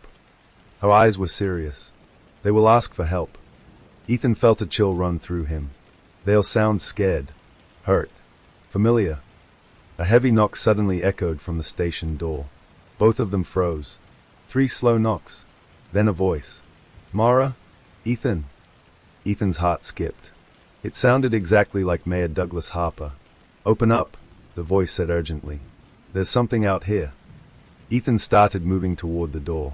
Lena grabbed him hard. "No, that's the mayor." "No, it isn't." The voice came again, more desperate now. "Please. It's freezing out here." Ethan hesitated. It sounded real. Terrifyingly real. Then Lena leaned close and whispered something that made his blood run cold. "The mayor died 2 years ago." The knocking stopped.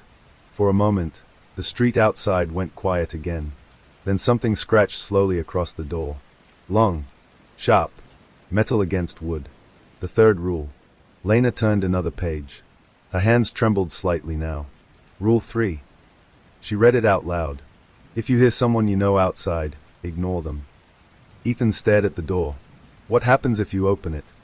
Lena didn't answer immediately. Instead, she slowly turned to the next page. It contained a photograph. Old. Black and white. A house. Front door open. Blood covering the porch. And something standing in the doorway. Tall. Thin. Smiling. Under the picture was a caption. House 14. Entire family lost. Door opened during night protocol. Ethan felt sick. Movement in the street. Outside, something ran across the road. Fast. Too fast. Then came another voice. A child this time. "Mommy." The voice trembled. "I'm scared." Ethan closed his eyes. Please tell me that's not real. Lena whispered. It's not. The child's voice came again. Closer. Mommy, open the door. The scratching on the station door returned. The fourth rule. Lena turned another page. Her voice shook now. Rule 4. She read slowly. Do not look at them through windows. Ethan frowned. Why? She answered quietly. Because if they know you can see them. She didn't finish. Instead, she pointed to another photo in the binder. A man standing at a window, peeking through curtains. Behind him, something else stared back through the glass, its face inches away, smiling. Something is changing. The scratching outside the station suddenly stopped. Silence again. Then, footsteps moved away. Ethan exhaled slowly. Maybe they left. Lena shook her head. They don't leave. Then what are they doing? She flipped to the last page of the binder, and Ethan's stomach dropped when he read it. Rule 5, if the scratching stops. He looked at Lena. What does that mean? Her voice was barely a whisper. It means they found another way in. At that exact moment, the lights in the sheriff's office flickered. Once, twice, then something heavy slammed against the back door of the building. Wood splintered. Another slam. The lock bent. Ethan grabbed his gun. Lena whispered the words everyone in Blackridge Hollow feared hearing most. The night protocol has begun. And somewhere inside the station, a floorboard creaked. The floorboard creaked again. Slow. Deliberate. Sheriff Ethan Cole and Deputy Lena Ortiz froze in the darkness of the sheriff's office. Neither of them spoke. Neither of them breathed. The sound had come from the hallway behind the front desk. Inside the station, Ethan tightened his grip on his pistol. You said they can't get in, he whispered. Lena didn't answer immediately. Instead, she stared toward the dark hallway, her face pale. I said they usually can't. That wasn't reassuring. Another creak. Closer now, like someone stepping carefully across old wood. Ethan slowly raised his flashlight but didn't turn it on. You said they're attracted to light. They are. Then how do we see what's coming? Lena swallowed. Carefully. The back door. A loud crack echoed through the building. Both of them flinched. The back door. Something slammed against it again. The metal lock groaned. Wood splintered. They're trying to break in, Ethan whispered. Lena shook her head. No. Another creak from the hallway. Closer. They already did. Ethan felt cold dread settle in his chest. So what's in the hallway? Lena answered quietly. One of them. The problem with these things. Ethan leaned closer. You said they pretend to be people. They do. So how do we tell the difference? Lena hesitated. Then she said something that made things worse. Sometimes you can't. The missing deputy. Ethan suddenly remembered something. There were 3 deputies assigned to this station, right? Lena nodded slowly. Yeah. Where's the third one? Her silence answered the question. What's his name? Ethan asked. Deputy Mark Halvorsen. Ethan frowned. Was he on duty tonight? Yes. Then where is he? The hallway creaked again. A shadow moved near the doorway. Lena whispered. That's what I'm afraid of. A familiar voice. From the darkness of the hallway, a voice spoke. Soft. Nervous. Relieved. Sheriff. Ethan's heart skipped. The voice sounded human. Very human. Sheriff Cole. Lena grabbed Ethan's arm instantly. Don't answer. The voice continued. It's me, Mac. Ethan stared into the darkness. Deputy Halvorsen. Yes. The shadow shifted slightly. Thank God I found you guys. Ethan stepped forward. Lena pulled him back. Rule 2, she whispered urgently. Ethan clenched his jaw. Rule 2 says don't open doors. That rule applies to voices too. The shadow moved again. I heard the siren, Mark said from the hallway. I ran back to the station, but the back door was broken. Ethan frowned. You came through the back. Yes. Did you see anything outside? A pause. Then Mark answered. Yeah. Ethan waited. They're everywhere. Something was off. Ethan studied the darkness carefully. Step into the room, he said. Mark hesitated. Why? So we can see you. Another pause. I'd rather stay back here, the voice said. Lena whispered immediately. Bad sign. Ethan kept his voice calm. Mark, step into the room. The shadow in the hallway didn't move.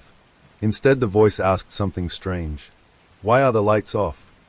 Lena's fingers tightened around Ethan's sleeve. They're testing us, she whispered. Testing.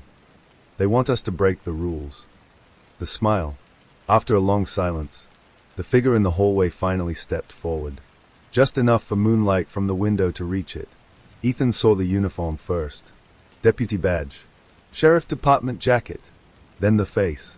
It looked exactly like Deputy Mark Halvorsen. But something about the expression felt wrong. The smile was too wide. Too still. Too patient. Sheriff, Mark said calmly. Why are you pointing a gun at me? Ethan didn't lower the weapon. Where were you when the siren started? Patrol. Where exactly? North Road. Ethan narrowed his eyes. What was the call sign you used last week when we tested the radio system? Mark blinked slowly. I don't remember. Lena whispered. The real Mark would remember. The thing smiled wider. The truth. Sheriff, the creature said softly. You look nervous. Ethan didn't answer. The creature took one step closer. Maybe you should put the gun down. Ethan's voice was cold now. You're not Mark. The creature tilted its head. Oh. The real Mark would be terrified right now. Silence filled the room. Then the creature's smile stretched even wider, and its jaw slowly unhinged farther than any human mouth could open. That's unfortunate, it said. Its voice suddenly sounded deeper, less human, because Mark was delicious. The attack! The creature moved. Fast. Faster than anything Ethan had ever seen. He fired. The gunshot exploded through the station. The creature jerked back but didn't fall. Instead it slammed into the desk, sending papers flying everywhere. Lena grabbed a chair and smashed it into the creature's side. It shrieked. The sound was wrong. Metallic. Echoing. More like machinery grinding than an animal screaming. Run! Lena yelled. But Ethan didn't move. He fired again. The creature staggered, then straightened, and smiled again. The real problem. Outside the station. Something heard the gunshots. Footsteps began approaching the building. Lots of them. Lena's face went pale. Oh no. Ethan reloaded his pistol. What? She whispered the worst possible news. The noise rule. What noise rule? Lena looked at him. They're attracted to sound too. Outside, dozens of shadows moved toward the station, and one was still inside. The creature in the hallway slowly stood up again. Its bones cracked loudly as its body twisted back into shape. Then it looked at them, still smiling. You should have followed the rules. Ethan raised the gun again. The creature whispered. Now they know where you are. Outside the building, something huge slammed into the front door. The wood splintered. Another hit. The door frame cracked. And Ethan realized something terrifying.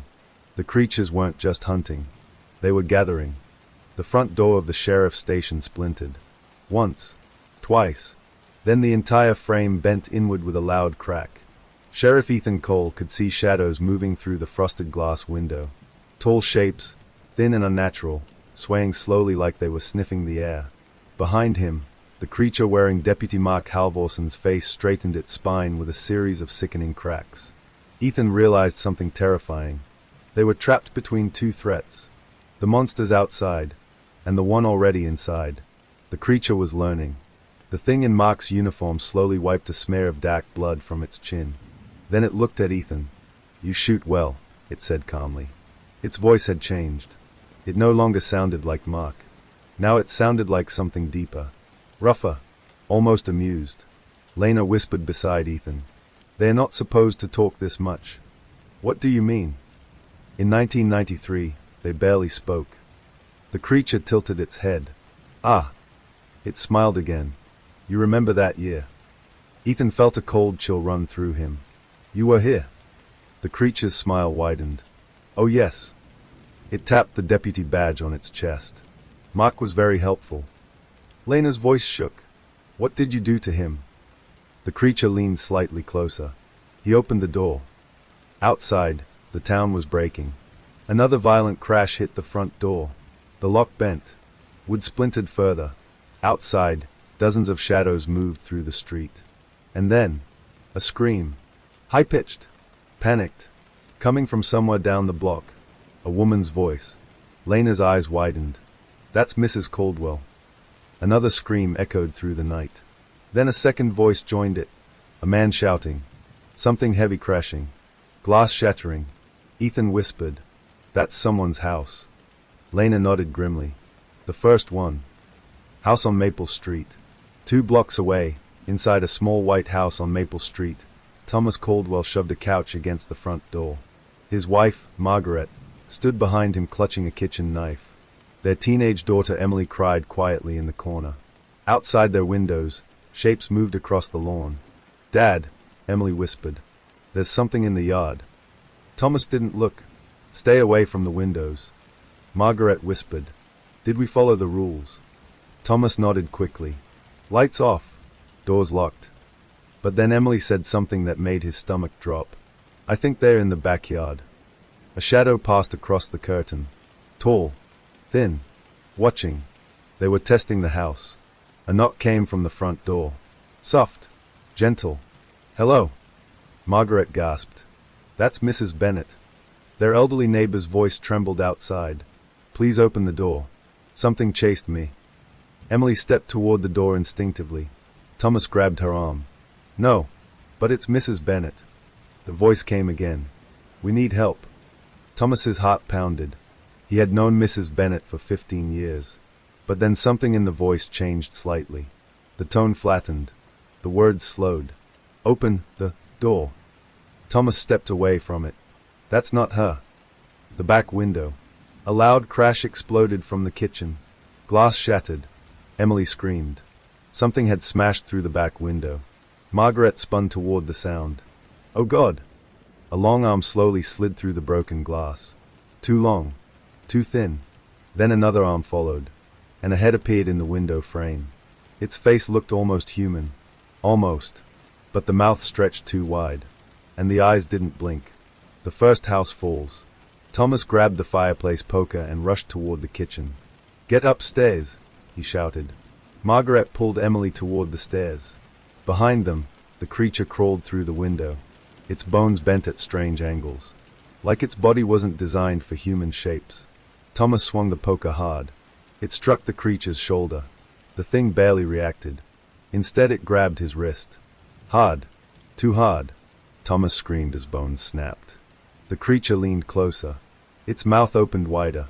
And outside the house, more shadows began climbing through the broken window. Back at the station, the creature wearing Mark's face listened carefully. Its smile widened. "Ah." Ethan stared at it. "What?" The creature pointed toward the window. "The first house." Lena whispered. "They found someone." Another scream echoed faintly through the town. Then silence. The creature closed its eyes briefly, almost like it was savoring something. "Margaret Caldwell," it said softly. Lena gasped. "How do you know that name?" The creature opened its eyes again. "We learned quickly." The town was being hunted. Ethan looked through the DAC station window. Across the street, shadows moved between houses, checking doors, testing windows, looking for weaknesses. "How many are there?" he asked quietly. Lena answered without looking away from the street. "More than in 1993. "How many back then?" She swallowed. 27. Ethan's stomach dropped. "That's the number of people who disappeared." Lena nodded. "Yeah." Another crash hit the sheriff's station door. This one harder. The hinges bent inward. "And this time," Lena whispered, "I think there are more of them." Something worse was coming. The creature inside the station slowly stood up again. "You're starting to understand," it said. Ethan raised his gun. "Stay where you are." The creature chuckled. "That won't help you." Outside, something huge moved across the street. Bigger than the others. Taller. Its shadow stretched across the building. Lena saw it first. Her voice dropped to a whisper. "Oh no." Ethan followed her gaze. "What is that?" Lena answered with dread. "That."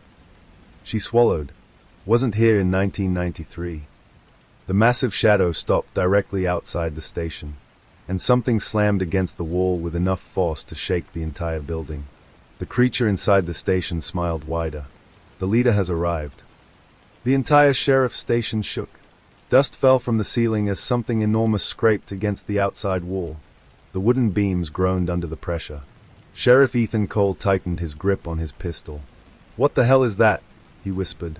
Deputy Lena Ortiz stared through the dark window. Her face had gone completely pale. "That shouldn't exist." Outside, the street light flickered again, and the shadow stretching across the station wall grew even larger. The leader, the creature wearing Deputy Mark Halvorson's face, slowly turned its head toward the window. Then it smiled.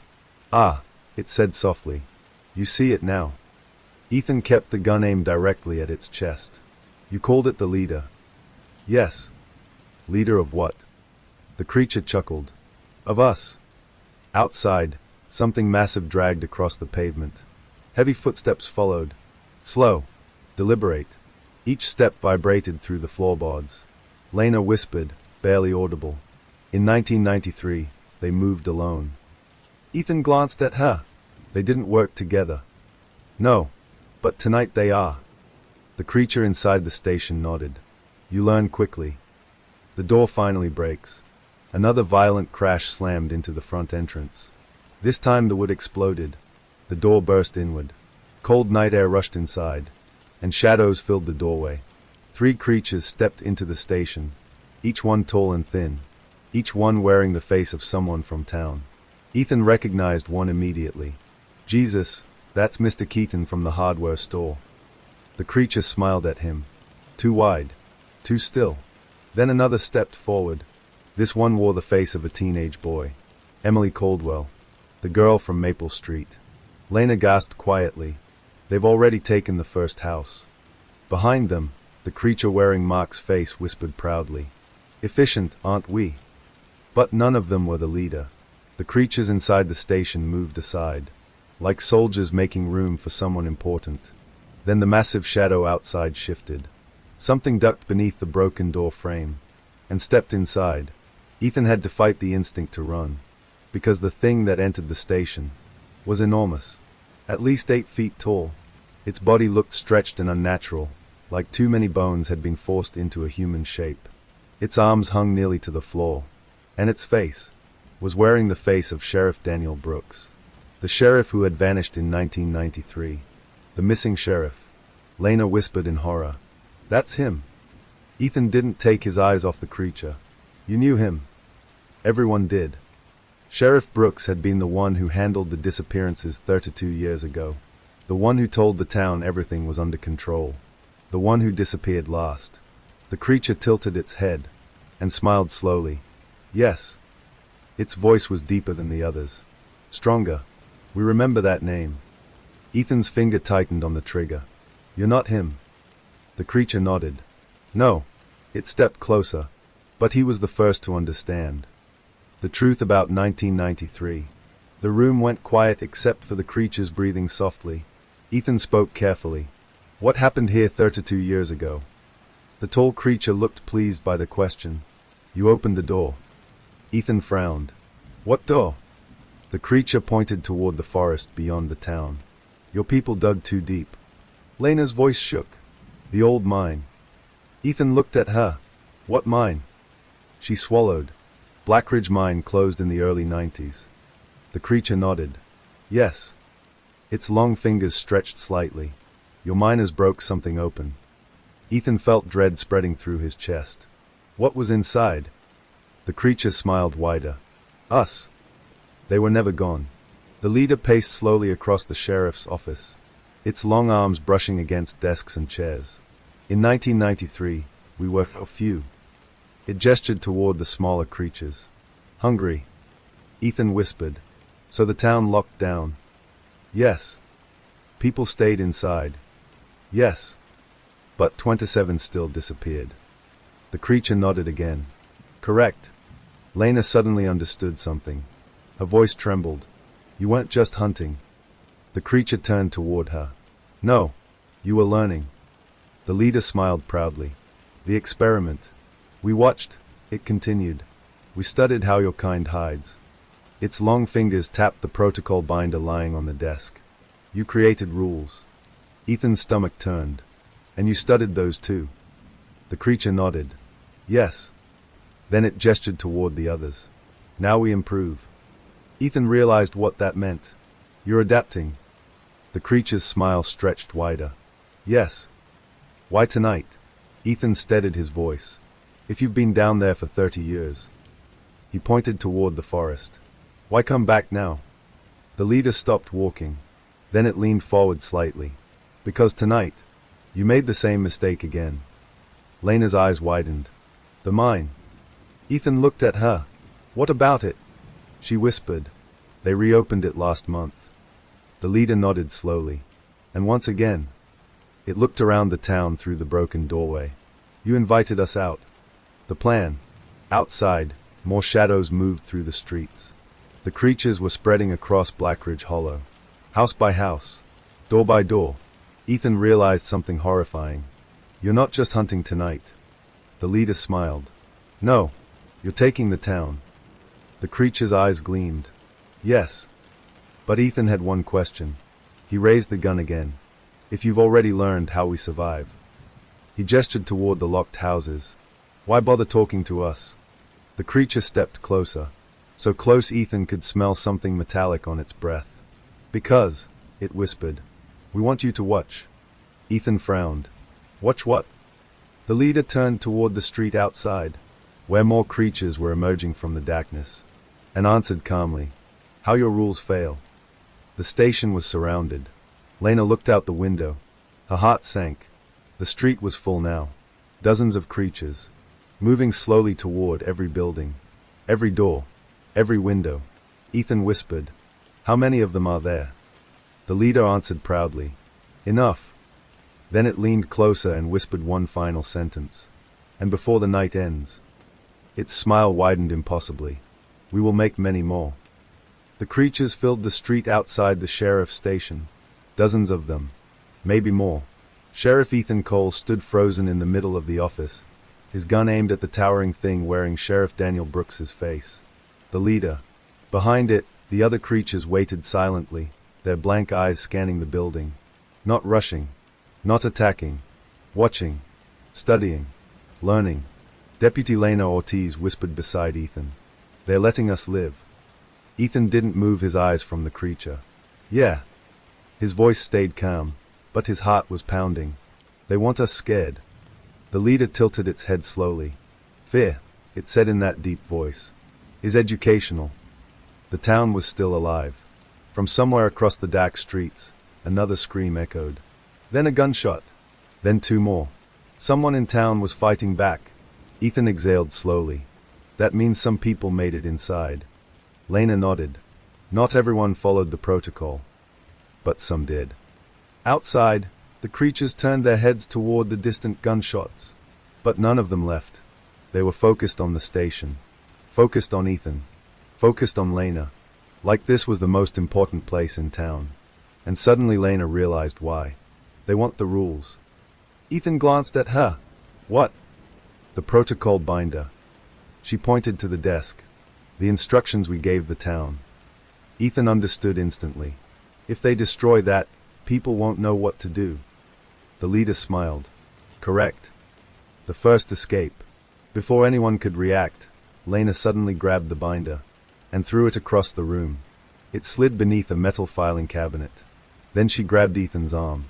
Back door. Ethan fired 2 quick shots toward the creatures. Not to kill, just to create space.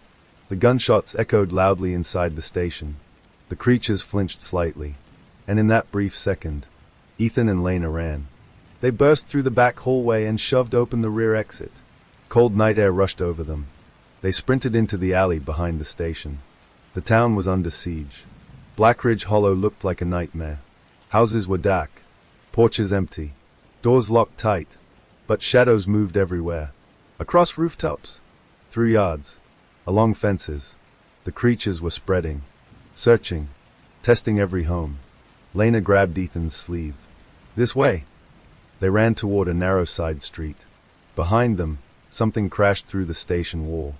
The leader had noticed their escape, and now it was hunting. The hidden plan. They ducked between two houses and stopped behind a rusted pickup truck. Ethan leaned against it, catching his breath. What now? Lena looked toward the forest at the edge of town. We can't stay on the streets. No kidding. There are safe houses. Ethan stared at her. What safe houses? Lena hesitated. They were built after 1993. Why didn't anyone mention them? Because most of the town doesn't know they exist. Ethan frowned. Then who does? Lena looked him in the eyes. The sheriff. Ethan felt a chill. You mean Brooks? She nodded slowly. And now you. The bunkers. Lena pulled a folded map from her jacket. It was old, yellowed with age. Several red circles were drawn across town. These are the safe houses. Ethan studied it. They're underground. Yes. Hidden. Completely. How many? 7. Ethan pointed at one circle near the center of town. That's the closest. Lena shook her head immediately. No. Why not? Too obvious. Ethan pointed to another near the woods. What about that one? That's the main bunker. His eyes narrowed. The main bunker. Lena nodded.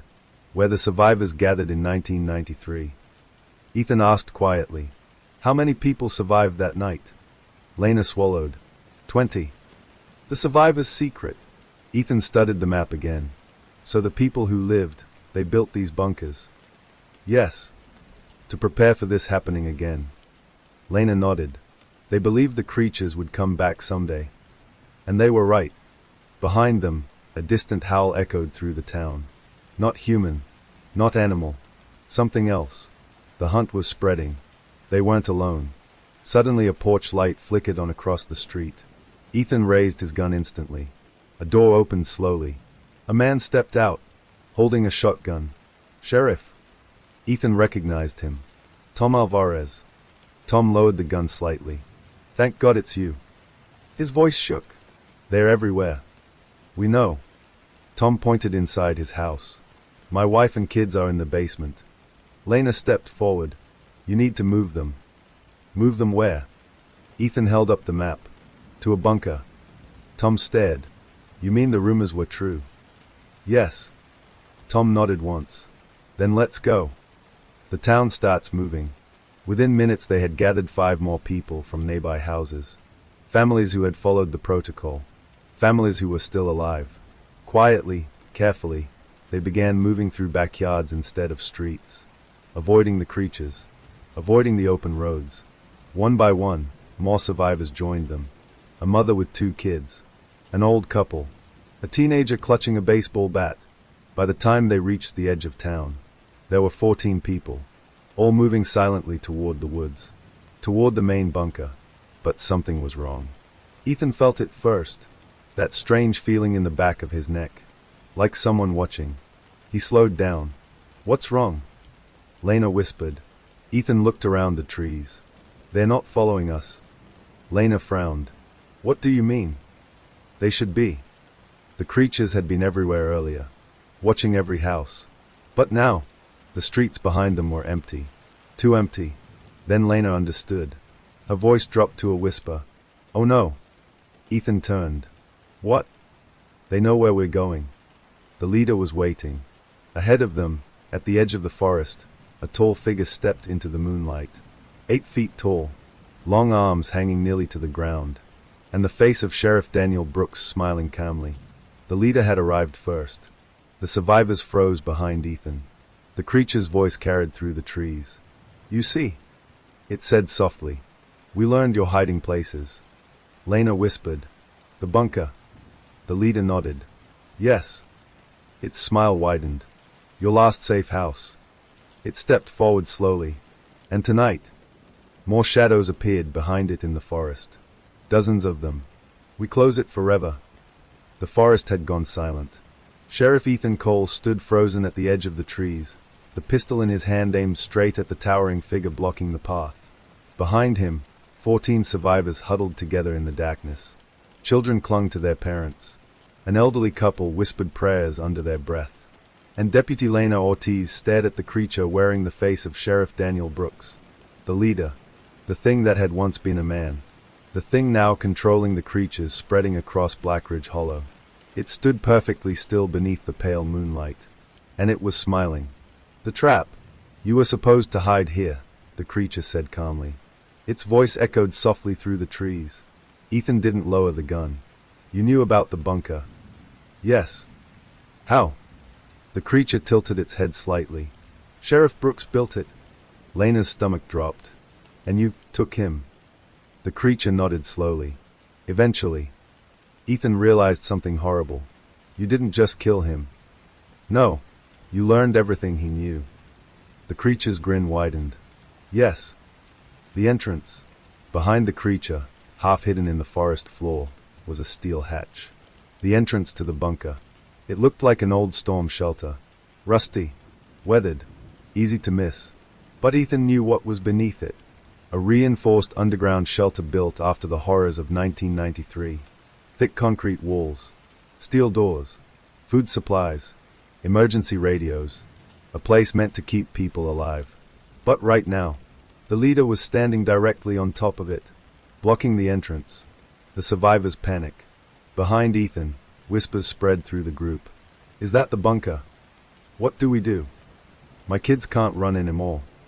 Tom Alvarez gripped his shotgun tightly. We have to fight. Lena leaned toward Ethan. There's too many. Ethan kept his eyes on the creature. We don't need to kill them. What? We just need the door. The leader speaks again. You're brave, the creature said. It took a slow step forward. Leaves crunched beneath its long feet. But bravery will not save them. It gestured toward the survivors behind Ethan. Your species hides well. Another step closer, but hiding delays the inevitable. Ethan's finger tightened on the trigger. You talk too much. The creature chuckled softly. And you listened too slowly. Then it raised one long arm. And the forest moved. The creatures surround them. Shadows stepped out from between the trees. 1, 2, 5, 10. Soon dozens of creatures stood in the forest around them. All wearing human faces. All watching. Waiting. A little girl behind Ethan started crying. Her mother covered her mouth gently. But it was too late. The creatures had heard. They all turned their heads at the exact same time. Toward the sound. The leader's plan. You see, the leader said. It sounded pleased. We do not need to chase you. Another step forward. You bring yourselves to us. Ethan realized something terrifying. This wasn't just a hunt. It was an experiment. The creatures were studying how humans survive. And now they were testing the final defense. The bunker. Ethan makes a choice. He slowly lowered the gun. Lena stared at him. What are you doing? Ethan whispered back. Buying time. He stepped forward toward the leader. You want to study us? The creature smiled. Yes. Then study this. Ethan suddenly grabbed a flare from his belt. And struck it. A bright red light exploded into the darkness. The forest filled with blinding crimson glow. The creatures hissed sharply. Several stepped backward. Lena's eyes widened. They hate the light. Ethan shouted. Go. Open the hatch. The race to the bunker. Tom Alvarez and 2 others sprinted toward the steel hatch. They yanked the metal handle. It groaned loudly as it opened. A ladder dropped into darkness below. Get inside. Tom shouted. Families rushed toward the opening. Children first. Then the elderly. Lena grabbed the last survivors and pushed them down the ladder. Ethan held the burning flare high. The creatures recoiled slightly from the intense light. But the leader did not move. It simply watched him. The leader wasn't afraid. You adapt, it said quietly. Ethan backed toward the hatch. Yeah. We always do. The creature studied the flare.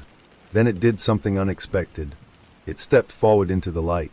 The red glow reflected in its eyes. But it didn't flinch. Lena shouted from the hatch. Ethan, now.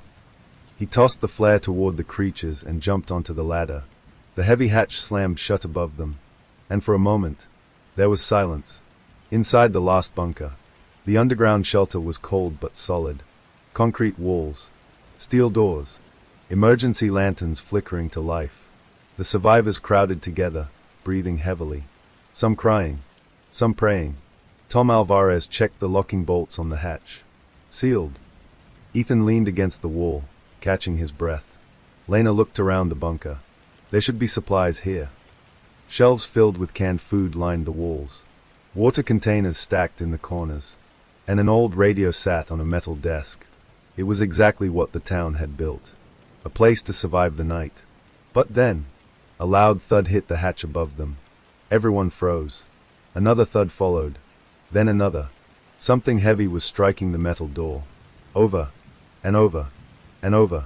Lena whispered, "They're trying to break in." Tom shook his head. "That hatch is reinforced steel." Another crash echoed through the bunker, harder this time. Dust fell from the ceiling. Ethan slowly looked upward. His voice turned grim. "They're not trying to break it." The survivors stared at him. "What do you mean?" Ethan swallowed. "They're trying to rip it out." Above them, the leader's voice echoed faintly through the metal. "Calm. Patient. Safe houses," it said, "are only safe." Another violent crash shook the bunker. "Until we learn how to open them." The bunker trembled. Dust sifted down from the concrete ceiling in thin gray streams. Sheriff Ethan Cole stared up at the steel hatch overhead as another violent impact shook the entire shelter. Boom. The metal ladder rattled. Children screamed. Someone in the back of the bunker started praying again. The sound above them came again. Boom. Boom. Boom. Each strike was slower than the last. But stronger. More deliberate. Like something massive was testing the structure, learning where it was weakest. Deputy Lena Ortiz whispered beside Ethan. "They're going to get through." Tom Alvarez gripped his shotgun tighter. "No, they won't." But his voice didn't sound convinced. Because everyone in the bunker had heard the voice outside. The calm voice of the creature wearing Sheriff Daniel Brooks's face. The leader. And if it said the bunker could be opened, then it probably could. The survivors inside. 14 people crowded the underground room. Families sat close together against the concrete walls. A little boy clung to his mother, shaking. "Mom, are the monsters coming in?" She forced a smile that didn't reach her eyes. "No, sweetheart." But Ethan knew the truth. They weren't safe. Not for long. The old radio. Lena moved toward the metal desk in the corner of the bunker. The dusty emergency radio sat exactly where the survivors of 1993 had left it. She wiped dirt off the controls. Maybe someone else is still alive. Ethan looked over. "You think anyone made it out of town?" "I don't know." She flipped the power switch. The radio crackled loudly. Static filled the room. Then a faint signal came through. "Hello, hello, anyone, please respond." Everyone froze. Tom whispered, "That's a voice." Lena leaned closer to the speaker. "This is Deputy Lena Ortiz from Blackridge Hollow." "Who is this?" The voice came back weak but clear. "This is State Trooper Grant Miller. We're on Highway 6 outside town." Ethan rushed over. "Trooper, listen carefully. Do not come into Blackridge Hollow." There was a pause. Then the trooper answered, "We already tried. The town was cut off." "What do you mean?" Ethan asked. "We hit a roadblock about 2 miles out." "What kind of roadblock?" Another pause. Then the trooper spoke slowly. "Not man-made." Ethan's blood ran cold. "Describe it."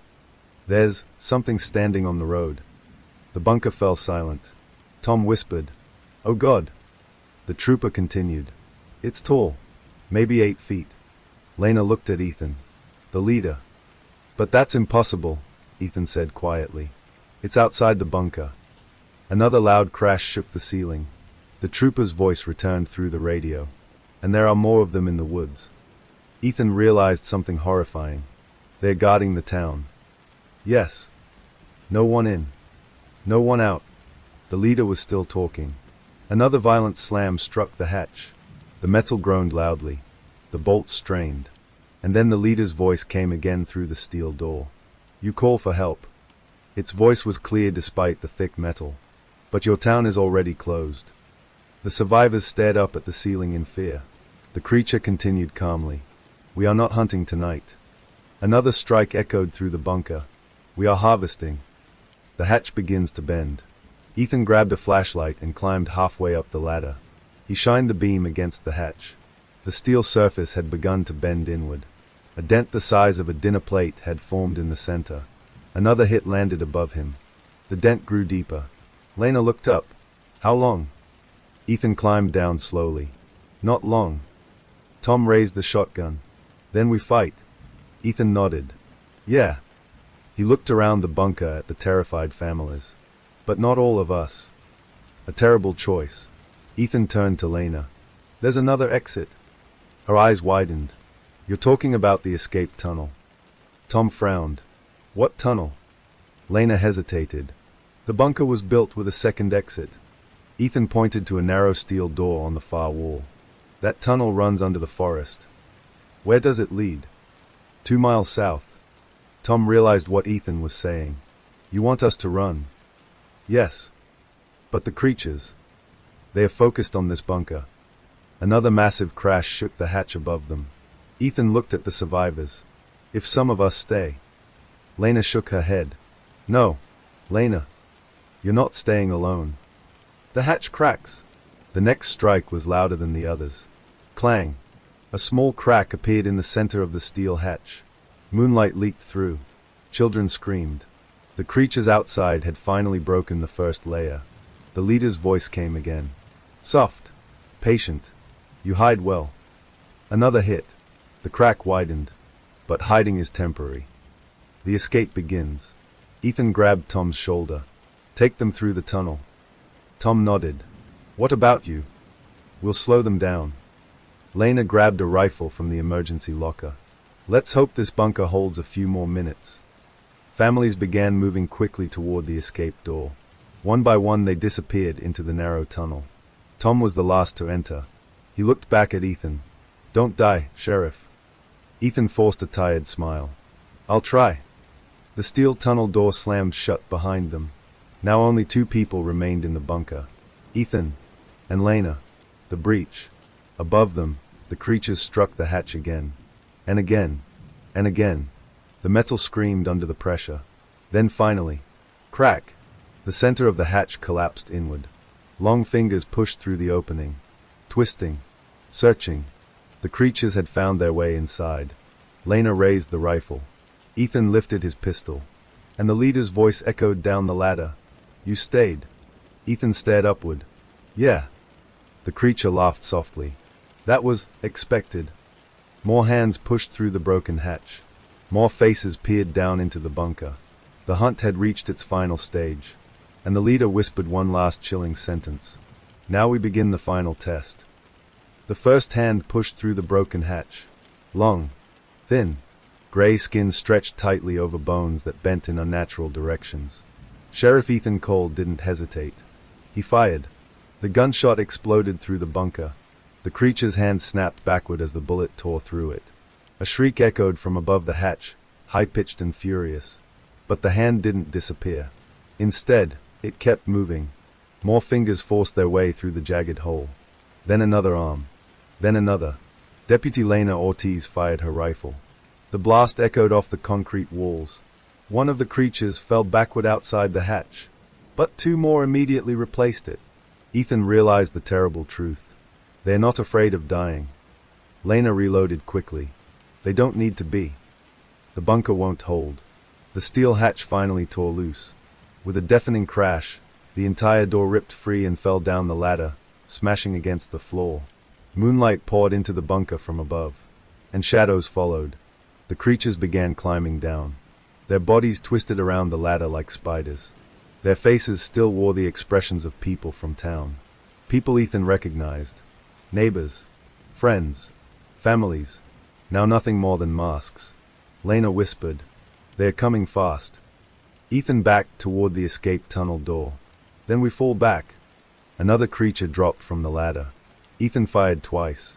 It collapsed to the floor. But 3 more were already climbing down behind it. There were too many. The leader arrives. Then the massive shape of the leader appeared above the ladder opening. The creature wearing Sheriff Daniel Brooks's face looked down into the bunker. Its long body bent slowly as it descended. Every movement calm. Controlled. Patient. Ethan stared at it. You finally decided to join the fight. The creature stepped onto the bunker floor. You misunderstand. It looked around the shelter. We are still observing.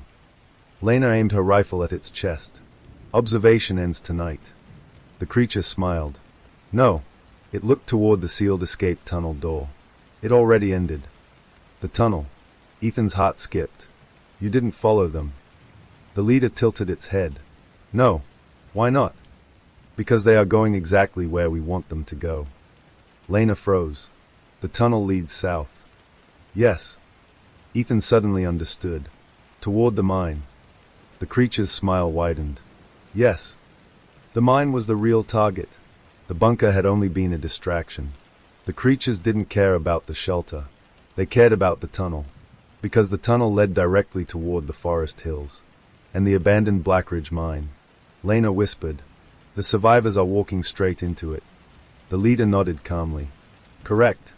Ethan raised his gun again. You planned this? Yes. Why? The creature took a slow step forward. Because your kind has something we require. The secret beneath the mine. Ethan kept the pistol steady. What's in the mine? The creature's eyes gleamed. Where do you think we came from? Lena shook her head slowly. No. Yes. The miners broke open the entrance. Images flashed through Ethan's mind. Old newspaper stories. The mine collapse in 1993. The unexplained disappearances afterward. What did they find down there? He asked. The creature answered simply. A door. The door beneath the earth. Lena's breath caught. A door to where? The leader looked almost pleased by the question. Not where. It stepped closer. What? Ethan frowned. What does that mean? The creature's voice lowered. Your world sits on top of many others. A creature behind it hissed softly. Like it agreed. Long ago, the leader continued. The barrier between them cracked. Ethan stared. And the mine broke it open. Yes. But if the door opened 30 years ago, why are you still here? The creature looked toward the tunnel again. Because it is closing. They were running out of time. Lena's eyes widened. You're trapped here. Yes. Ethan felt a chill crawl up his spine. So tonight isn't just a hunt. The creature nodded. No. What is it? An evacuation. The horrifying truth. The creatures weren't trying to kill everyone in Blackridge Hollow. They were trying to replace them. To take their shapes, their voices, their identities, so they could leave town unnoticed. Blend into the human world. Spread. Ethan whispered. You want to escape? The leader smiled slowly. Yes. Lena whispered in horror. You're going to wear us. The creature nodded. That is the most efficient method. The survivors were the key. Ethan suddenly understood the final piece. The people in the tunnel. Yes. They are heading to the mine. Yes. And when they reach it. The creature finished the sentence. They will open the door. Lena stepped backward. They don't even know what they are walking into. The leader's smile widened. They will soon. Ethan's decision. Ethan grabbed Lena's arm. We have to reach the mine first. She looked at the ladder where more creatures were still climbing down. There's no way through them. Ethan looked at the tunnel door. There is one way. Lena realized what he meant. You want to run through the tunnel. Yeah. Right past them. Yeah. The leader stepped forward slowly. You will not reach the door. Ethan raised his pistol. Watch me. The final race begins. Without warning, Ethan fired directly into the leader's face. The creature staggered back slightly. Just enough. Lena kicked open the tunnel door. Go! They ran into the dark passage. Behind them, the creatures shrieked in rage. Claws scraped against the concrete floor as they gave chase. The tunnel stretched ahead into darkness. Miles long, leading directly to Blackridge Mine. And the survivors walking toward it. Ethan ran harder than he ever had in his life. Because if the creatures reached that door first, they wouldn't just escape Blackridge Hollow. They would escape into the entire world. The tunnel seemed endless. Sheriff Ethan Cole ran as fast as his legs could carry him through the narrow concrete passage beneath the forest. Behind him, the sounds of pursuit echoed through the darkness. Claws scraping against the tunnel walls. feet slamming against the concrete floor. The creatures were coming. Fast. Deputy Lena Ortiz ran beside him, her breathing heavy but steady. "How far?" she shouted between breaths. "Not far," Ethan replied. "The tunnel exits near the mine entrance." Ahead of them, faint light flickered. Lantern light. Human light. The survivors. They were close. The survivors reached the mine. At the end of the tunnel, the narrow passage opened into a wide underground chamber. The survivors stood gathered there. Tom Alvarez held a lantern high. A massive steel mining door loomed in front of them. Old, rusty, half buried in rock, and carved into the surrounding stone were deep cracks, like something had once forced its way out. Tom turned as Ethan and Lena burst into the chamber. "Sheriff!" Ethan raised a hand. "Everyone get away from that door." Confusion spread through the group. "Why? What's wrong?" Lena stepped forward urgently. "That door is what the creatures want." Tom frowned.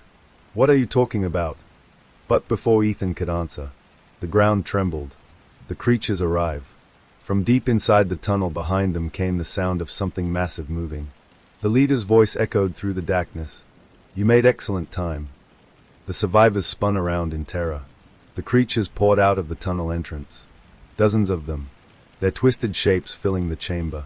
And stepping calmly between them came the towering figure wearing the face of Sheriff Daniel Brooks, the leader. It stopped several feet away from the humans. "You see," it said softly, "the door is already found." The door beneath Blackridge. Ethan stepped forward, placing himself between the survivors and the creatures. "You're not getting through." The creature tilted its head. "That is incorrect." It pointed toward the steel mining door. "The barrier between worlds grows weaker." Lena looked at the door carefully. For the first time she noticed something terrifying. The cracks in the rock were glowing faintly. A dull, pulsing red light, like something alive behind the stone. "What's on the other side?" she whispered. The leader smiled. "Home." The truth about the door. The creature slowly approached the ancient mining door. When your miners broke through the rock in 1993, it placed a long hand on the steel surface. They found something far older than this town. Ethan watched the glowing cracks carefully. "You mean a gateway?" The creature nodded. "Yes." "But the door began closing. And you got trapped here." "Yes." The leader turned toward the survivors. "But your people gave us a solution." Lena's stomach dropped. "Us?" The creature smiled. "Your bodies." The plan revealed. The creatures didn't want to simply pass through the door. They couldn't. The doorway between worlds was unstable. But human bodies could survive the crossing. Ethan whispered, "You need us as vessels." The creature nodded. "Yes. Once we cross wearing your forms." Its eyes gleamed in the red glow. "Your world becomes ours." The survivors realized the horror. Panic spread through the group. A woman grabbed her children and backed away. "You're not taking us." Tom Alvarez raised his shotgun. "We'll die first." The leader studied them quietly. "That outcome is acceptable." The creatures began moving forward, slowly surrounding the humans. The chamber felt smaller, the air heavier. Ethan realized the truth. There was only one way to stop them, the only solution. He turned toward Lena. "If that door closes..." She understood immediately. "They can't escape.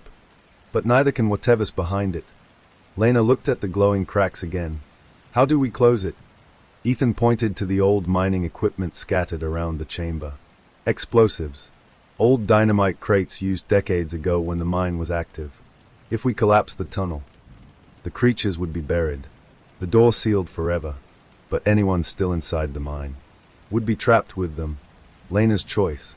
Lena stared at him. "You're not planning to leave." Ethan shook his head slowly. "No." The creatures were getting closer. Only a few feet away now. "You take the survivors," he said. "Get them out through the upper shaft." Lena's voice broke. "Ethan." He handed her a detonator he had found near the dynamite crates. "When you're clear, blow the charges. You'll be buried down here." That's the idea. The final stand. Ethan stepped forward toward the creatures. The leader watched him with interest. "You sacrifice yourself." Ethan smiled grimly. "Yeah. For a species that hides so often. The creature tilted its head. You can be remarkably stubborn. Ethan raised his pistol. Funny thing about humans. The leader waited. We don't give up our world easily. The fight for the door. The creatures lunged. Ethan fired rapidly. Gunshots thundered through the chamber. Creatures fell, but more replaced them. Behind him, Lena rushed the survivors toward the upper mine shaft, the ladder leading out of the chamber. Tom helped people climb quickly. Children first, then the elderly, then everyone else. Ethan kept firing, buying seconds, buying time. The leader approaches. Finally the towering creature reached him. The thing wearing Sheriff Brooks's face stood only inches away. You cannot stop evolution, it whispered. Ethan dropped the empty pistol. No. He looked toward the glowing doorway. But I can slow it down. He kicked the crate of dynamite toward the cracks in the rock.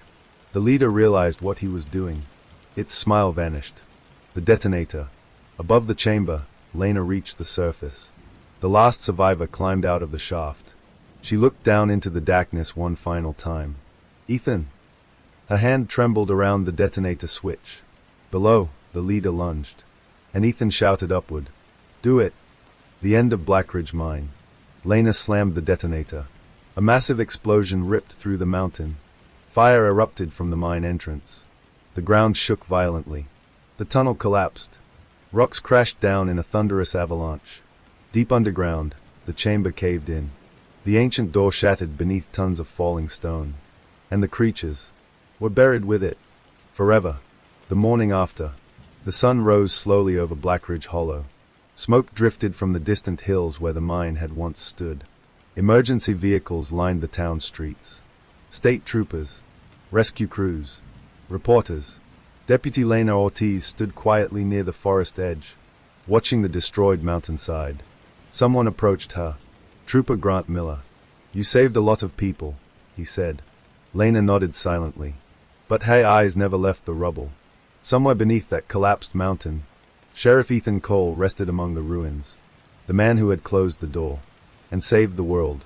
But deep beneath the rock, far below the collapsed mine, where the explosion had buried the ancient doorway, a faint crack appeared in the stone, and from the darkness behind it, something moved, very slowly, waiting,